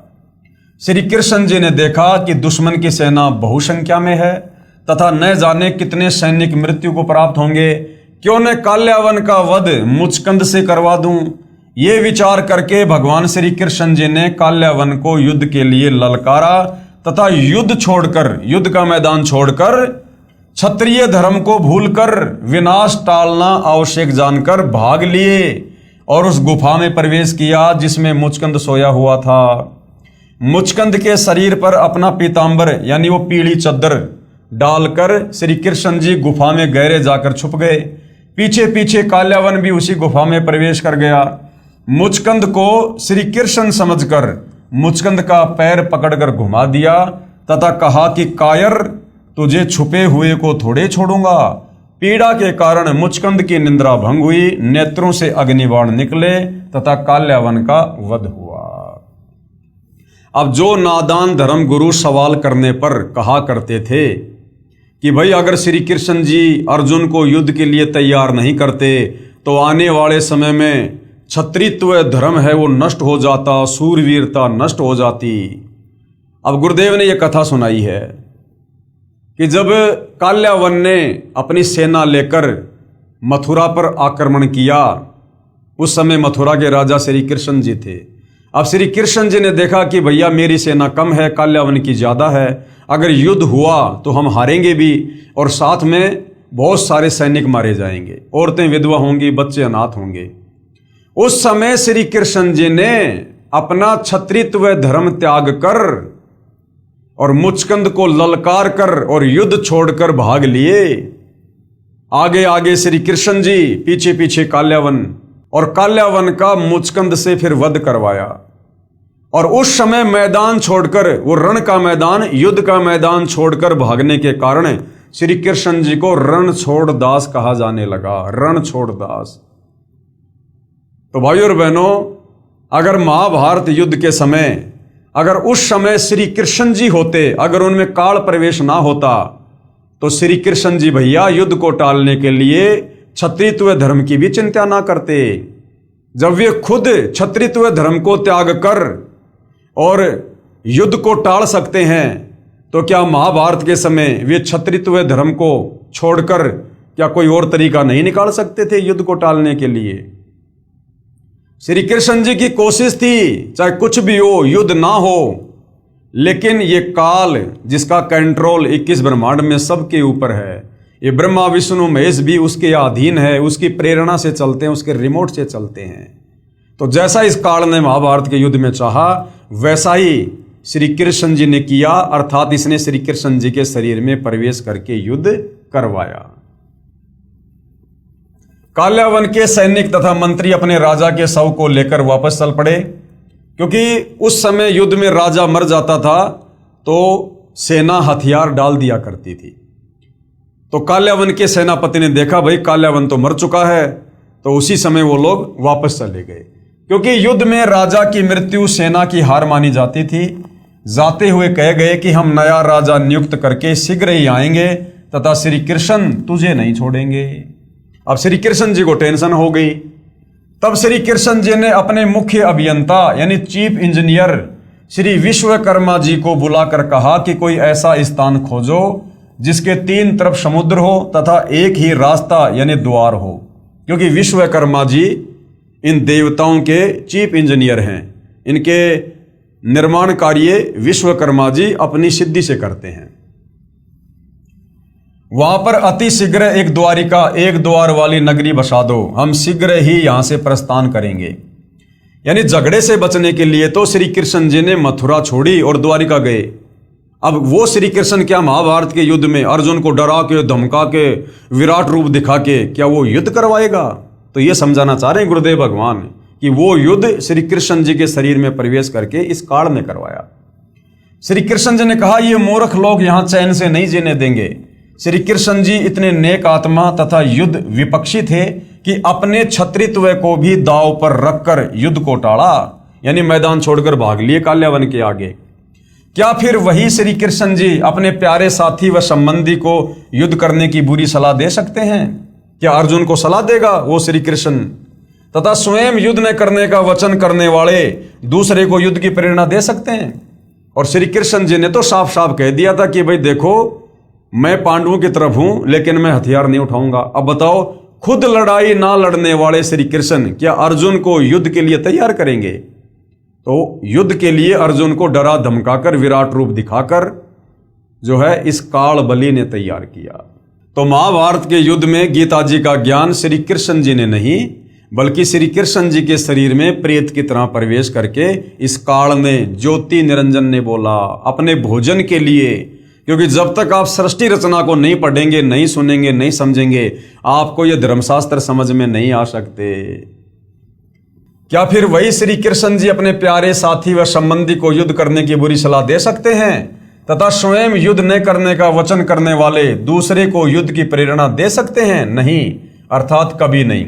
भगवान श्री कृष्ण रूप में स्वयं श्री विष्णु जी ही अवतार धार कर आए थे। एक समय श्री भृगु ऋषि ने आराम से बैठे भगवान श्री विष्णु जी श्री कृष्ण जी के सीने में लात घात किया, अर्थात भृगु ऋषि ने श्री विष्णु जी की छाती पर लात मारी। श्री विष्णु जी ने श्री भृगु ऋषि जी के पैर को सहलाते हुए कहा कि हे ऋषिवर, आपके कोमल पैर को कहीं चोट तो नहीं आई? क्योंकि मेरा सीना तो कठोर पत्थर जैसा है। यदि श्री विष्णु जी अर्थात श्री कृष्ण जी युद्ध प्रिय होते तो सुदर्शन चक्र से श्री भृगु जी के इतने टुकड़े कर सकते थे कि गिनती भी नहीं होती। इसलिए अर्जुन को डरा धमकाकर महाभारत के युद्ध में लड़ाई के लिए, युद्ध के लिए श्री कृष्ण जी ने तैयार नहीं किया, बल्कि श्री कृष्ण जी के शरीर में प्रेत की भांति प्रवेश करके इस काल ने, ज्योति निरंजन ने किया। वास्तविकता ये है कि काल भगवान जो 21 ब्रह्मांड का प्रभु है, मालिक है, उसने प्रतिज्ञा की है कि मैं अपने शरीर में व्यक्त यानी मानव सदृश से अपने वास्तविक रूप में सबके सामने नहीं आऊंगा, यानी किसी को दर्शन नहीं दूंगा। उसी ने सूक्ष्म शरीर बनाकर प्रेत की तरह श्री कृष्ण जी के शरीर में प्रवेश करके पवित्र गीता जी का ज्ञान तो सही यानी वेदों का सार कहा, परंतु युद्ध करवाने के लिए अटकलबाजी में भी कसर नहीं छोड़ी। काल अर्थात ब्रह्म कौन है ये जानने के लिए पढ़िए सृष्टि रचना, इसी पुस्तक ज्ञान गंगा के पेज नंबर 22 से 74 तक, जो कि हम पहले अच्छी प्रकार से पढ़ चुके हैं। क्योंकि सृष्टि रचना को पढ़े बिना हमें नहीं पता चलेगा कि ये काल क्यों है, ये काल क्यों बना, इसको 1 लाख मानव शरीरधारी आत्माओं का भोजन करने का श्राप क्यों लगा, और ये क्यों अपने वास्तविक काल रूप में किसी को दर्शन नहीं देता, क्यों इसने महाभारत के युद्ध के समय श्री कृष्ण जी के शरीर में प्रेत की भांति प्रवेश करना पड़ा। तो सृष्टि रचना से हमें इसका ज्ञान होगा। जब तक महाभारत का युद्ध समाप्त नहीं हुआ तब तक ज्योति निरंजन अर्थात काल ब्रह्म, जिसको क्षर पुरुष भी कहते हैं, क्षर मानी नासवान, ये मरता है और जन्मता है, ये श्री कृष्ण जी के शरीर में प्रवेश कर रहा तथा युधिष्ठिर जी से झूठ बुलवाया कि कह दो कि अश्वत्थामा मर गया। भीम के पोते तथा घटोत्कच के पुत्र बबरू भान का यानी श्याम जी का शीश कटवाया तथा स्वयं रथ के पहिए को हथियार रूप में उठाया, जबकि श्री कृष्ण जी ने तो प्रतिज्ञा की थी कि मैं युद्ध में हथियार नहीं उठाऊंगा। लेकिन उस समय श्री कृष्ण जी के शरीर में प्रवेश करके इस काल ने, ज्योति निरंजन ने रथ के पहिए को हथियार के रूप में प्रयोग करके और लाखों लोगों को मौत के घाट उतारा। ये सर्व काल ही का किया कराया उपद्रव था, प्रभु श्री कृष्ण जी का नहीं। महाभारत का युद्ध समाप्त होते ही काल भगवान श्री कृष्ण जी के शरीर से निकल गया। श्री कृष्ण जी ने श्री युधिष्ठिर जी को इंद्रप्रस्थ यानी दिल्ली की राजगद्दी पर बैठाकर स्वयं द्वारिका जाने को कहा। अब महाभारत का युद्ध हो गया, पांडव मर गए, कौरव जीत गए, सेना सारी मर गई, थोड़े बहुत जो बचे थे वो थे। उसके बाद में श्री कृष्ण जी ने, क्योंकि युद्ध करवाकर काल तो श्री कृष्ण जी के शरीर से निकल गया, वो तो चला गया अपने 21वें ब्रह्मांड में अपने तपस्या पर भून भून कर खाने के लिए। तो उसके बाद पांडवों के सबसे बड़े भाई युधिष्ठिर को श्री कृष्ण जी ने दिल्ली की गद्दी पर बैठा दिया, राजा बना दिया और कहा कि भाई देखो अब मैं द्वारिका जाऊंगा, क्योंकि श्री कृष्ण जी को पता था कि वो काल्यावन फिर से आएगा और फिर से मारकाट मचाएगा। तो अपनी सारी सेना और मथुरा वासियों को लेकर श्री कृष्ण जी द्वारिका जाने वाले थे। उससे पहले क्या होता है, तब अर्जुन आदि ने प्रार्थना की कि हे श्री कृष्ण जी, आप हमारे पूज्य गुरुदेव हो, हमें एक सत्संग सुनाकर जाना ताकि हम आपके सद्वचनों पर चलकर अपना आत्म कल्याण कर सकें। ये प्रार्थना स्वीकार करके श्री कृष्ण जी ने तिथि, समय तथा स्थान निहित कर दिया। निश्चित तिथि को श्री अर्जुन ने भगवान श्री कृष्ण जी से कहा कि प्रभु आज वही पवित्र गीता जी का ज्ञान ज्यों का त्यों सुनाना, क्योंकि मैं बुद्धि के दोष से भूल गया हूं।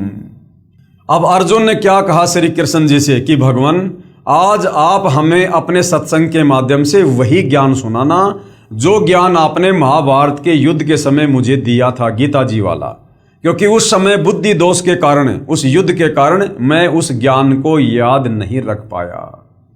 तो श्री कृष्ण जी क्या कह रहे हैं भाइयों और बहनों, अगर वो ज्ञान श्री कृष्ण जी ने सुनाया होता तो श्री कृष्ण जी ये बात ना बोलते कि अर्जुन वो ज्ञान अब मुझे भी याद नहीं है। देखना, तब श्री कृष्ण जी ने कहा कि हे अर्जुन, तू निश्चय ही बड़ा श्रद्धाहीन है, तेरी बुद्धि अच्छी नहीं है, ऐसे पवित्र ज्ञान को तू क्यों भूल गया। फिर स्वयं कहा कि अब उस पूरे गीता ज्ञान को मैं भी नहीं कह सकता, अर्थात मुझे भी ज्ञान नहीं है। कहा कि उस समय तो मैंने योग युगत होकर बोला था। श्री कृष्ण जी क्या कह रहे हैं कि उस समय वो ज्ञान मैंने योग युगत होकर बोला था। झूठे नंबर बना रहे हैं अपने। अरे जो व्यक्ति युद्ध के समय जहां ऐसा डरावना माहौल होता है, शोर शराबा होता है, जो युद्ध के बीच में योग युगत हो सकता है, तो इस समय तो महल में बैठे हैं, शांति है। ऐसे माहौल में तो 2 मिनट में फिर से योग युगत हुआ जा सकता है। तो वो ज्ञान श्री कृष्ण जी ने नहीं बोला। अगर श्री कृष्ण जी ने बोला होता तो उस ज्ञान को चाहे 50 बार सुन लो, जो का त्यों सुना देते, जो का त्यों। तो श्री कृष्ण जी ने क्या कहा कि तेरी बुद्धि अच्छी नहीं है, ऐसे पवित्र ज्ञान को तू क्यों भूल गया। फिर स्वयं कहा कि अब उस पूरे गीता ज्ञान को मैं भी नहीं कह सकता, अर्थात मुझे ज्ञान नहीं। कहा कि उस समय तो मैं योग युगत होकर बोला था। अब भाई और बहनों, विचारणीय विषय है कि यदि भगवान श्री कृष्ण जी युद्ध के समय यानी ऐसे शोर शराबे में अगर योग युगत हुए होते तो शांति समय में योग युगत होना कठिन नहीं था। अरे इस समय तो महल में बैठे हैं, सत्संग करने के लिए बैठे हैं महल में शांति से। जब युद्ध के समय योग युगत हो सकते हैं तो अब योग युगत होने में क्या दिक्कत है। जबकि श्री व्यास जी ने वही पवित्र गीता जी का ज्ञान वर्षों उपरांत जो का त्यों लिपिबद्ध कर दिया। उस समय वह ब्रह्म यानी काल ज्योति निरंजन श्री व्यास जी के शरीर में प्रवेश कर गया तथा पवित्र श्री मद भगवत गीता जी को लिपिबद्ध करवा दिया, जो अब आपके कर कमलों में है। यानी जिस ज्ञान को महाभारत का युद्ध होने के कई वर्षों बाद वेद व्यास ऋषि ने, जो उस समय उस युद्ध में भी नहीं था, उसने युद्ध भी नहीं देखा, वो वेद व्यास ऋषि जिस ज्ञान को जो क्या तू लिख सकता है, लिपिबद्ध कर सकता है, तो बताओ श्री कृष्ण जी तो उस समय वहीं थे। और श्री कृष्ण जी अगर वो ज्ञान दे रहे होते तो दोबारा से उस ज्ञान को बताने में उनको क्या दिक्कत थी। तो वेद व्यास जी के अंदर इस काल बलि ने प्रवेश किया, जैसे महाभारत के समय श्री कृष्ण जी के शरीर में प्रवेश किया, ऐसे ही वेद व्यास जी के अंदर प्रवेश करके और पूरा का पूरा महाभारत का वो ज्ञान, वो पूरा का पूरा जो वेदों वाला सार था, वो जो गीता जी के रूप में बोला था, वो वेद व्यास जी के अंदर प्रेत की भांति प्रवेश करके इस काल बलि ने जो का त्यों लिखवा दिया। जिस वेद व्यास का महाभारत से कोई लेना देना नहीं था, जो उस समय युद्ध में भी नहीं था। तो अगर श्री कृष्ण जी ने ये ज्ञान बोला होता तो श्री कृष्ण जी सत्संग करते समय वो ज्ञान जो का त्यों सुना सकते थे। लेकिन श्री कृष्ण जी कह रहे हैं भैया मुझे भी याद नहीं है, अब मैं जो का त्यों नहीं कह सकता। प्रमाण के लिए संक्षिप्त महाभारत पेज नंबर 667 तथा पुराणे के पेज नंबर 1531 पर देखिएगा। ये संस्कृत भाषा है, आपको हिंदी पर लेकर चलते हैं। भगवान बोले यानी श्री कृष्ण जी बोले, वह सब का सब उसी रूप में फिर दोहरा देना अब मेरे वश की बात नहीं है कि अर्जुन, अब वो ज्ञान जो का त्यों तेरे को सुना देना मेरे बस की बात नहीं है। उस समय मैंने योग युगत होकर परमात्म तत्व का वर्णन किया था। ये संक्षिप्त महाभारत द्वितीय भाग के पेज नंबर 1531 से। श्री कृष्ण का अर्जुन से गीता का विषय पूछना, सिद्ध महर्षि वैशंपायन और कश्यप का संवाद। पांडु नंदन अर्जुन श्री कृष्ण के साथ रहकर बहुत प्रसन्न थे। उन्होंने एक बार उस रमणीय सभा की ओर दृष्टि डालकर भगवान से यह वचन कहा, हे देवकी नंदन अर्थात श्री कृष्ण, जब युद्ध का अवसर उपस्थित था, यानी जब हम महाभारत के युद्ध में थे, उस समय मुझे आपके महात्म्य ज्ञान और ईश्वरीय स्वरूप का दर्शन हुआ था। किंतु केशव, आपने शनेवश पहले मुझे जो ज्ञान का उपदेश किया था वह सब इस समय बुद्धि के दोष से भूल गया हूं। यानी महाभारत के समय जो ज्ञान आपने दिया था, क्योंकि अर्जुन तो यही समझ रहा था कि श्री कृष्ण ने ज्ञान दिया है, जबकि श्री कृष्ण जी के अंदर वो काल था। तो अर्जुन कह रहा कि मैं अपनी बुद्धि दोष के कारण, यानी उस डर के कारण उस ज्ञान को मैं भूल गया हूं। उन विषयों को यानी उस ज्ञान को सुनने के लिए बारंबार मेरे मन में जिज्ञासा होती है, उत्कंठा होती है। इधर आप जल्द ही द्वारिका जाने वाले हैं, इसलिए पुनः वह सब विषय यानी वो ज्ञान मुझे सुना दीजिए। यानी द्वारिका जाने से पहले पहले आप मुझे वो ज्ञान सुना दो। वैशंपायन जी कहते हैं, अर्जुन के ऐसा कहने पर वक्ताओं में श्रेष्ठ महातेजस्वी भगवान श्री कृष्ण उन्हें गले से लगाकर इस प्रकार उत्तर दिया। श्री कृष्ण जी बोले, अर्जुन, उस समय मैंने तुम्हें अत्यंत गोपनीय विषय का श्रवण कराया था। यानी झूठे नंबर बना रहे हैं श्री कृष्ण जी। अपने स्वरूप भूत धर्म सनातन पुरुषोत्तम तत्व का परिचय दिया था और शुक्ल कृष्ण गति का निरूपण करते हुए नित्य लोकों का भी वर्णन किया था। किंतु तुमने जो अपनी नासमझी के कारण उस उपदेश को यानी ज्ञान को याद नहीं रखा, ये जानकर मुझे बड़ा खेद हुआ। उन बातों का अब पूरा पूरा स्मरण होना संभव नहीं जान पड़ता। यानी अब वो ज्ञान जो क्या तो मैं भी नहीं सुना सकता। हे पांडुनंदन, निश्चय ही तुम बड़े श्रद्धाहीन हो, यानी तुमने उस ज्ञान को याद नहीं रखा, तुम्हारी बुद्धि अच्छी नहीं जान पड़ती। अब बताओ, अर्जुन को तो धमका रहा है कि तेरी बुद्धि अच्छी नहीं है, और खुद कह रहा कि मुझे भी याद नहीं है, खुद कह रहा कि अब मैं भी नहीं सुना सकता। अरे भैया, जब तू नहीं सुना सकता तो अर्जुन का क्या दोष है जो याद नहीं रख सका? तो सारा खेल भाई और बहनों ये काल का था। अब मेरे लिए उस उपदेश को यानी ज्ञान को ज्यों का त्यों दोहरा देना कठिन है, क्योंकि उस समय योग युगत होकर मैंने परमात्म तत्व का वर्णन किया था। तो भैया अब हो जाओ योग युगत। जब युद्ध में समाधि लगा सकते हो, ध्यान लगा सकते हो, तो अब तो महल में बैठे हो, शांति है। अब योग युगत होना कौन सी बड़ी बात है? लेकिन जब वो ज्ञान श्री कृष्ण जी ने बोला ही नहीं तो श्री कृष्ण जी भला सुनाएंगे क्या? इसलिए अटपट कर रहे हैं। अधिक जानकारी के लिए पढ़िए संक्षिप्त महाभारत द्वितीय भाग। विचार करें, उपरोक्त महाभारत के लेखों व श्री विष्णु पुराण के लेखों व श्रीमद् भगवद गीता जी के लेखों से प्रमाणों से सिद्ध हुआ कि श्री कृष्ण जी ने श्रीमद् भगवद गीता जी का ज्ञान नहीं बोला। ये तो काल रूपी ब्रह्म ज्योति निरंजन अर्थात महाविष्णु जी ने प्रेतवत श्री कृष्ण जी के शरीर में प्रवेश होकर बोला। विष्णु ने नहीं, महाविष्णु, क्योंकि ये काल महाविष्णु का रूप धारण करके और अपनी पत्नी दुर्गा के साथ शारीरिक संबंध बना के जिस पुत्र की उत्पत्ति करता है उसका नाम आगे चलकर विष्णु होता है। तो महाविष्णु, महाब्रह्मा, महाशंकर रूप में ये काल रूप धारण करके एक ब्रह्मांड में गुप्त स्थान पर रहता है।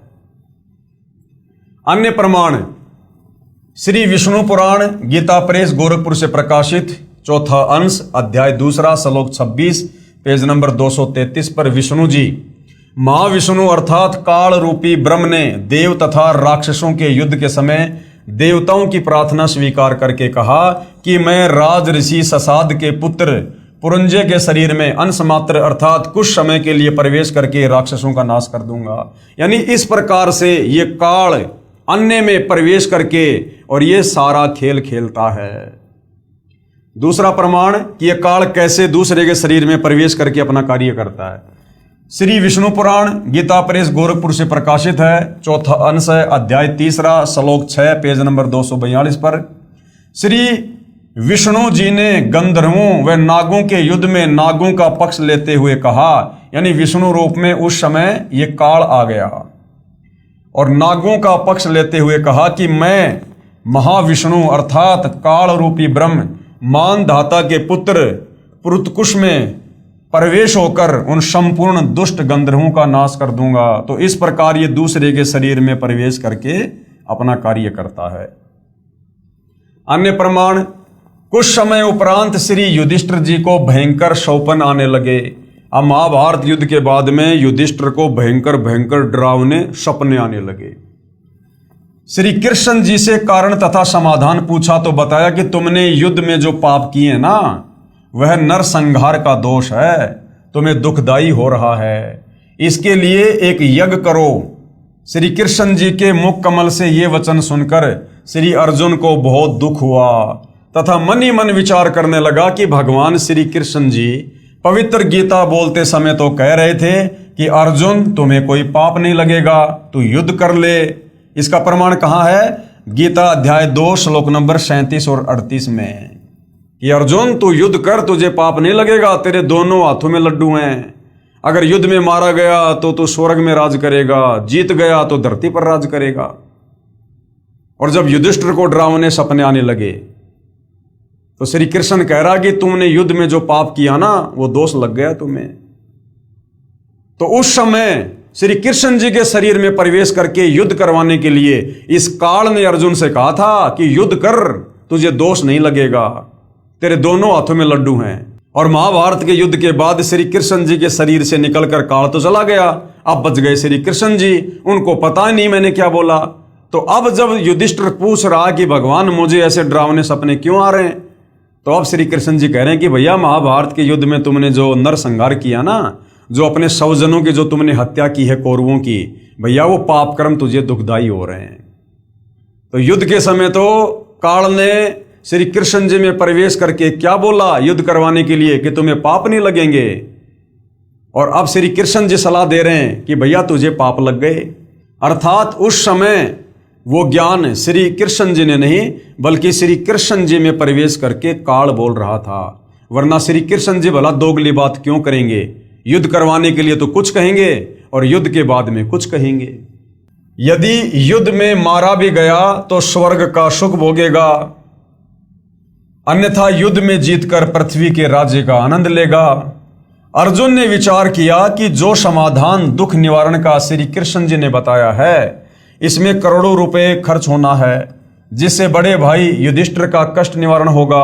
यदि मैं श्री कृष्ण जी से वाद विवाद करूंगा कि आप पवित्र गीता जी का ज्ञान देते समय तो कह रहे थे कि तुम्हें पाप नहीं लगेगा, अब उसके विपरीत बात कर रहे हो, इससे मेरा बड़ा भाई ये ना सोच बैठे कि करोड़ों रुपए के खर्च को देखकर अर्जुन बौखला गया है तथा मेरे कष्ट निवारण से प्रसन्न नहीं है, इसलिए मौन रहना उचित जानकर सहर्ष स्वीकृति दे दी कि जैसा आप कहोगे वैसा ही होगा।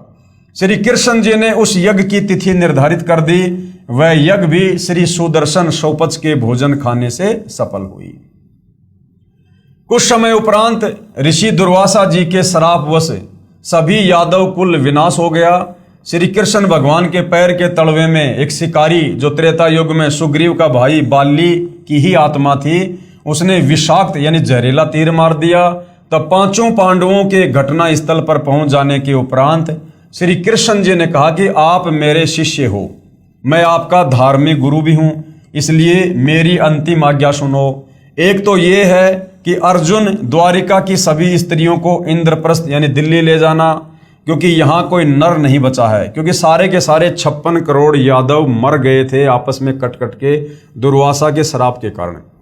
तथा दूसरे, आप सभी पांडव राज्य त्याग कर हिमालय में साधना करके शरीर को गला देना। और दूसरा क्या आदेश दिया श्री कृष्ण जी ने कि आप पांचों पांडव राज्य को छोड़कर हिमालय में चले जाना, वहां पर तपस्या करना और शरीर को गला के नष्ट कर देना। अब अर्जुन के मन में विचार आने लगा कि भैया श्री कृष्ण जी तो बड़ा दोगला, जब युद्ध करवाना था तब तो कह रहा था कि युद्ध में मर गया तो स्वर्ग का राज्य करेगा और अगर जीत गया तो धरती का राज्य करेगा, और अब कह रहा है कि हिमालय में जाके अपना शरीर गड़ा दो। तो श्री अर्जुन से रहा नहीं गया और उसने फिर सवाल पूछ ही लिया कि भगवान आप ये दोगले वचन क्यों कह रहे हो? युद्ध के समय तो कह रहे थे कि तुझे धरती का राज्य मिलेगा, तुझे सुख मिलेगा, और अब कह रहे हो कि राज्य को छोड़कर हिमालय में जाके गड़ जाओ, तुम्हारे ऊपर महाभारत के पाप बहुत ज्यादा हैं। उस समय श्री कृष्ण हकीकत बता रहा है कि भाई मुझे कुछ नहीं पता मैंने युद्ध के समय क्या कहा था और क्या नहीं कहा था। भाई कोई और ही बला, कोई और ही शक्ति थी जो सब कुछ कह रही थी, लेकिन अब मैं जो कह रहा हूं वो बिल्कुल हकीकत है। इस राज्य को त्याग कर हिमालय में जाकर गड़ के शरीर त्याग दो। तथा दूसरे, आप सभी पांडव राज्य त्याग कर हिमालय में साधना करके शरीर को गड़ा देना, क्योंकि तुमने महाभारत के युद्ध के दौरान जो हत्याएं की थी, तुम्हारे सिर पर वह पाप बहुत भयंकर है। उस समय अर्जुन अपने आप को नहीं रोक सका और अर्जुन ने फिर पूछ ही लिया तथा कहा, प्रभु वैसे तो आप ऐसी स्थिति में हैं कि मुझे ऐसी बात नहीं करनी चाहिए, परंतु प्रभु यदि आज मेरी शंका का समाधान नहीं हुआ तो मैं चैन से मर भी नहीं पाऊंगा, पूरा जीवन रोता रहूंगा। श्री कृष्ण जी ने कहा, अर्जुन पूछ ले जो कुछ पूछना है, मेरी अंतिम घड़ियां हैं। श्री अर्जुन ने आंखों में आंसू भरकर कहा कि प्रभु बुरा ना मानना, जब आपने पवित्र गीता जी का ज्ञान कहा था उस समय मैं युद्ध करने से मना कर रहा था। आपने कहा था कि अर्जुन तेरे दोनों हाथों में लड्डू हैं, यदि युद्ध में मारा गया तो स्वर्ग को प्राप्त होगा और यदि विजय हुआ तो पृथ्वी का राज्य भोगेगा तथा तुम्हें कोई पाप नहीं लगेगा। हमने आप ही की देख रेख व आज्ञा अनुसार युद्ध किया। इसका प्रमाण कहाँ है? गीता अध्याय 2 श्लोक नंबर 37 और 38 की अर्जुन तेरे दोनों हाथों में लड्डू हैं। तो अर्जुन कहता है, हे भगवान हमारे को तो एक हाथ में भी लड्डू नहीं रहा, ना तो हम युद्ध में मरे जो हम स्वर्ग में जाते, और अब आप हमारे को धरती का राज्य भी नहीं भोगने दे रहे, कह रहे हो कि राज्य छोड़कर हिमालय में जाके तपस्या करके गड़ के मर जाओ। हमारे तो एक हाथ में भी लड्डू नहीं रहा, न तो युद्ध में मरकर स्वर्ग प्राप्ति हुई तथा अब राज्य त्यागने का आदेश आप दे रहे हैं। न ही पृथ्वी के राज्य का आनंद ही भोग पाए। ऐसा छल युक्त व्यवहार करने में आपका क्या स्वार्थ था? यानी आपने हमारे साथ में ऐसा धोखा क्यों किया? अर्जुन के मुख से ये वचन सुनकर युधिष्ठिर जी ने कहा कि अर्जुन, ऐसी स्थिति में जबकि भगवान अंतिम श्वास गिन रहे हैं, आपका शिष्टाचार रहित व्यवहार शोभा नहीं देता। श्री कृष्ण जी ने कहा, अर्जुन, आज मैं अंतिम स्थिति में हूं और तुम मेरे अत्यंत प्रिय हो। आज वास्तविकता बताता हूं कि कोई खलनायक जैसी और शक्ति है। अब हकीकत बता रहे श्री कृष्ण जी कि भैया कोई और ही है शक्ति खलनायक जैसी। मैंने कुछ नहीं कहा, मैंने कुछ नहीं बोला। कोई खलनायक जैसी और शक्ति है जो अपने को यंत्र की तरह नचाती रही। यानी युद्ध के समय मेरे में प्रवेश करके कोई और ही शक्ति थी जो यंत्र की भांति नचाती रही। मुझे कुछ मालूम नहीं मैंने गीता जी में क्या बोला था, परंतु अब मैं जो कह रहा हूं वह तुम्हारे हित में है। श्री कृष्ण जी ये वचन अश्रु युक्त नेत्रों से कहकर प्राण त्याग गए। उपरोक्त विवरण से सिद्ध हुआ कि पवित्र गीता जी का ज्ञान श्री कृष्ण जी ने नहीं कहा, यह तो ब्रह्म यानी ज्योति निरंजन काल ने बोला है, जो 21 ब्रह्मांड का स्वामी है। अब ये काल कौन है, इसका नाम काल क्यों पड़ा, ये ऐसे भयानक काम क्यों करता है, लोगों को धोखा क्यों देता है, इसके लिए आपने सृष्टि रचना को अच्छे से पढ़ना पड़ेगा। काल अर्थात ब्रह्म कौन है, ये जानने के लिए कृपया पढ़ें इसी पुस्तक में पेज नंबर 22 से 74 तक सृष्टि रचना को। श्री कृष्ण सहित सर्व यादवों का अंतिम संस्कार कर अर्जुन को छोड़कर चारों भाई इंद्रप्रस्थ दिल्ली चले गए। पीछे से अर्जुन द्वारिका की स्त्रियों को लिए आ रहा था, क्योंकि यादव कोई शेष बचा नहीं था। सारे पुरुष आपस में कट कट के मर गए थे और यादवों की जो स्त्रियां थी वो बच गई थी। अगर उनको वहां छोड़ दिया जाता तो जंगली लोग उनकी इज्जत लूटते, इसलिए अर्जुन सर्व स्त्रियों को लेकर दिल्ली जा रहे थे। पीछे से अर्जुन द्वारिका की स्त्रियों को लिए आ रहा था। रास्ते में जंगली लोगों ने सभी गोपियों को लूटा तथा कुछ एक को भगा ले गए तथा अर्जुन को पकड़कर पीटा। अर्जुन के हाथ में वही गांडीव धनुष था जिससे महाभारत के युद्ध में अनगिनत हत्याएं कर डाली थी, वो भी नहीं चला। जिस धनुष से अर्जुन ने लाखों लोगों को महाभारत के युद्ध के समय मौत के घाट उतार दिया, अब वो अर्जुन से उठाया भी नहीं जा रहा है, क्योंकि उस समय काल ने अर्जुन को शक्ति दे रखी थी युद्ध करवाने के लिए, और अब वो काल ने शक्ति वापस छीन ली। तब अर्जुन ने कहा कि यह श्री कृष्ण वास्तव में झूठा तथा कपटी था, क्योंकि भाई और बहनों वास्तविकता से अर्जुन भी परिचित नहीं था, इसलिए वो श्री कृष्ण जी को ही झूठा कह रहा है, कपटी कह रहा है, जबकि सारा का सारा खेल वो काल खेल रहा था। जब युद्ध में पाप करवाना था तब तो मुझे शक्ति प्रदान कर दी, एक तीर से सैकड़ों योद्धाओं को मार गिराता था, और आज वह शक्ति छीन ली, खड़ा खड़ा पिट रहा हूं। इसी विषय में पूर्ण ब्रह्म कबीर साहिब कबीर देव जी का कहना है कि श्री कृष्ण जी कपटी व झूठे नहीं थे, ये सारा जुल्म ये काल ज्योति निरंजन कर रहा है। जब तक ये आत्मा कबीर परमेश्वर अर्थात सत्य पुरुष की शरण में पूरे संत तत्वदर्शी के माध्यम से नहीं आ जाएगी, तब तक काल इसी तरह कष्ट पर कष्ट देता रहेगा।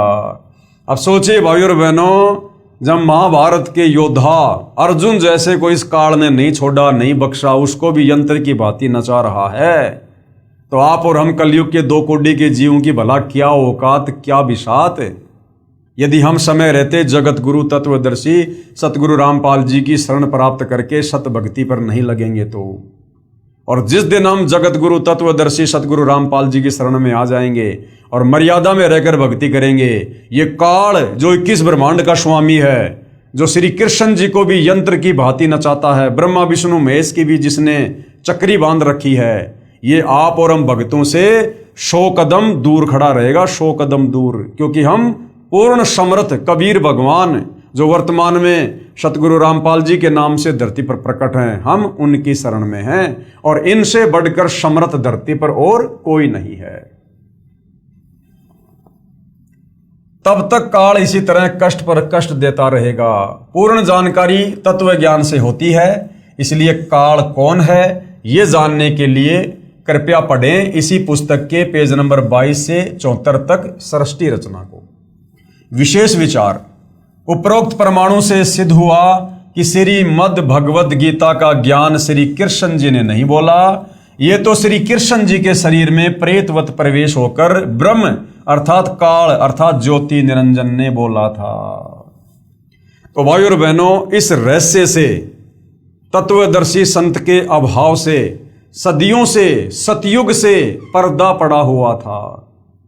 तत्व ज्ञान के अभाव में हमारे नादान धर्म गुरु भले वो संस्कृत के विद्वान थे, चारों वेदों को जिसने याद कर रखा था वो चतुर्वेदी कहलाता था, जिसने 3 वेदों को याद कर रखा था वो त्रिवेदी कहलाता था, जिसने 2 वेदों को घोट रखा था वो द्विवेदी कहलाता था। लेकिन ये लोग तत्व ज्ञान के अभाव में हमें धर्मशास्त्रों का सूक्ष्म ज्ञान निष्कर्ष निकाल कर नहीं बता पाए, जो निष्कर्ष अब सतगुरु रामपाल जी बता रहे हैं, और पूरा निष्कर्ष निकाल कर अपने सत्संगों में डाल दिया, अपनी पुस्तकों में डाल दिया। अब यदि आवश्यकता है तो जगत गुरु तत्वदर्शी सतगुरु रामपाल जी के तत्व ज्ञान युक्त सत्संगों को सुनने की आवश्यकता है। तो भाइयों और बहनों, अब जिस रहस्य से पर्दा उठ चुका है कि वास्तव में भगवान कौन है, कैसा है, कहाँ रहता है और कैसे मिलता है, और कैसे हम इस काल के द्वारा लगाए गए क्रम बंधनों से छूटकर वापस अपने निज घर सतलोक जा सकते हैं, अन्यथा हम यहीं पर कर्मों का दंड भोगेंगे।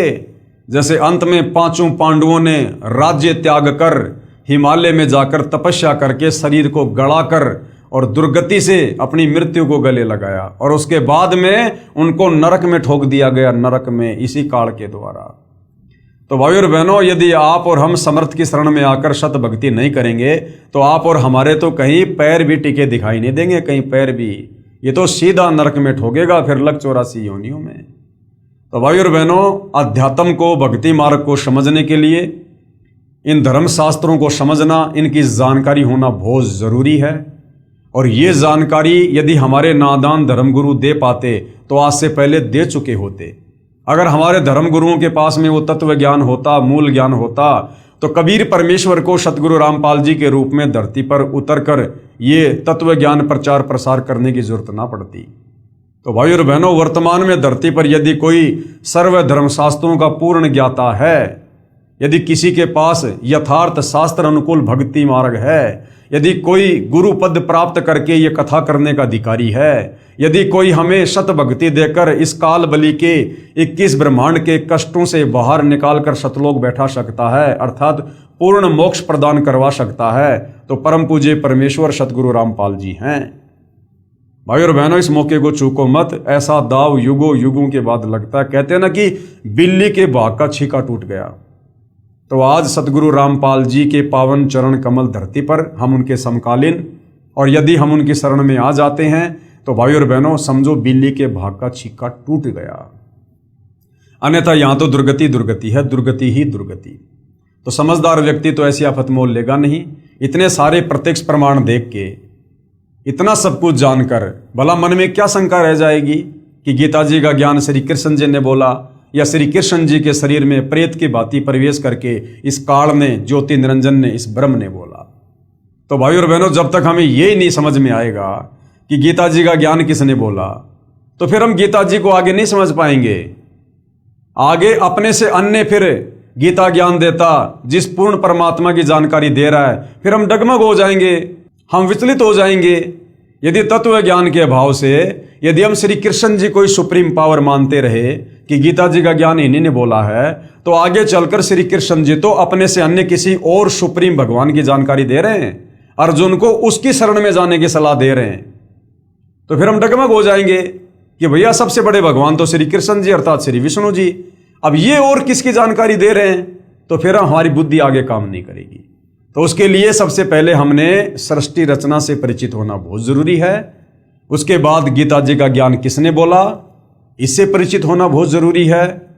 उसके बाद हम आगे अध्यात्म को समझ पाएंगे, और अध्यात्म को समझेंगे तभी तो हम दृढ़ होकर विश्वास के साथ भक्ति करके सफलता प्राप्त करेंगे। तो भाइयों और बहनों, पवित्र पुस्तक ज्ञान गंगा के ऊपर बन रहे वीडियो के तहत आज हमारा ये 25वें नंबर का वीडियो था। कल पूज्य गुरुदेव भगवान के आशीर्वाद से हम अगले विषय को लेंगे, जो है श्रीमद् भगवद गीता का सार। हमारे नादान धर्म गुरुओं ने अपनी नासमझी के चलते 4 लाइनों में गीता जी का सार बताकर अपना पीछा छुड़वा रखा है। अर्जुन तू क्या लाया था, तू क्या लेके जाएगा, सब कुछ यहीं पर छोड़कर जाएगा, क्यों तेरा तेरी मेरा मेरी कर रहा है। तो ये गीता जी का सार नहीं है। सतगुरु रामपाल जी भगवान कहते हैं गीता जी का ज्ञान समझने में तो जोटा लगेगा, जोटा, कलेजा फटेगा, जोर लगेगा, इतना आसान नहीं है। तो अब सतगुरु रामपाल जी की दया से ये गीता जी का सार पहली कक्षा का कायदा बन गया। पहली कक्षा का कायदा इतना आसान करके, इतना सरल करके इन्होंने आप और हमारे समक्ष इस तत्व ज्ञान को, धर्मशास्त्रों के निष्कर्ष को सार्वजनिक कर दिया है। अब यदि आवश्यकता है तो थोड़ा सा धैर्य धारण करके निष्पक्ष होकर इस ज्ञान पर मंथन करने की आवश्यकता है। तो भाई और बहनों, कल फिर सेवा में हाजिर होंगे। तब तक पूज्य गुरुदेव भगवान हम सबको आज्ञा दे, आशीर्वाद दे, सद्बुद्धि दे, हमारा मार्गदर्शन करे, हमें भ्रमने भटकने से बचाए। बंदी छोड़ सतगुरु रामपाल जी परमेश्वर जी की जय हो।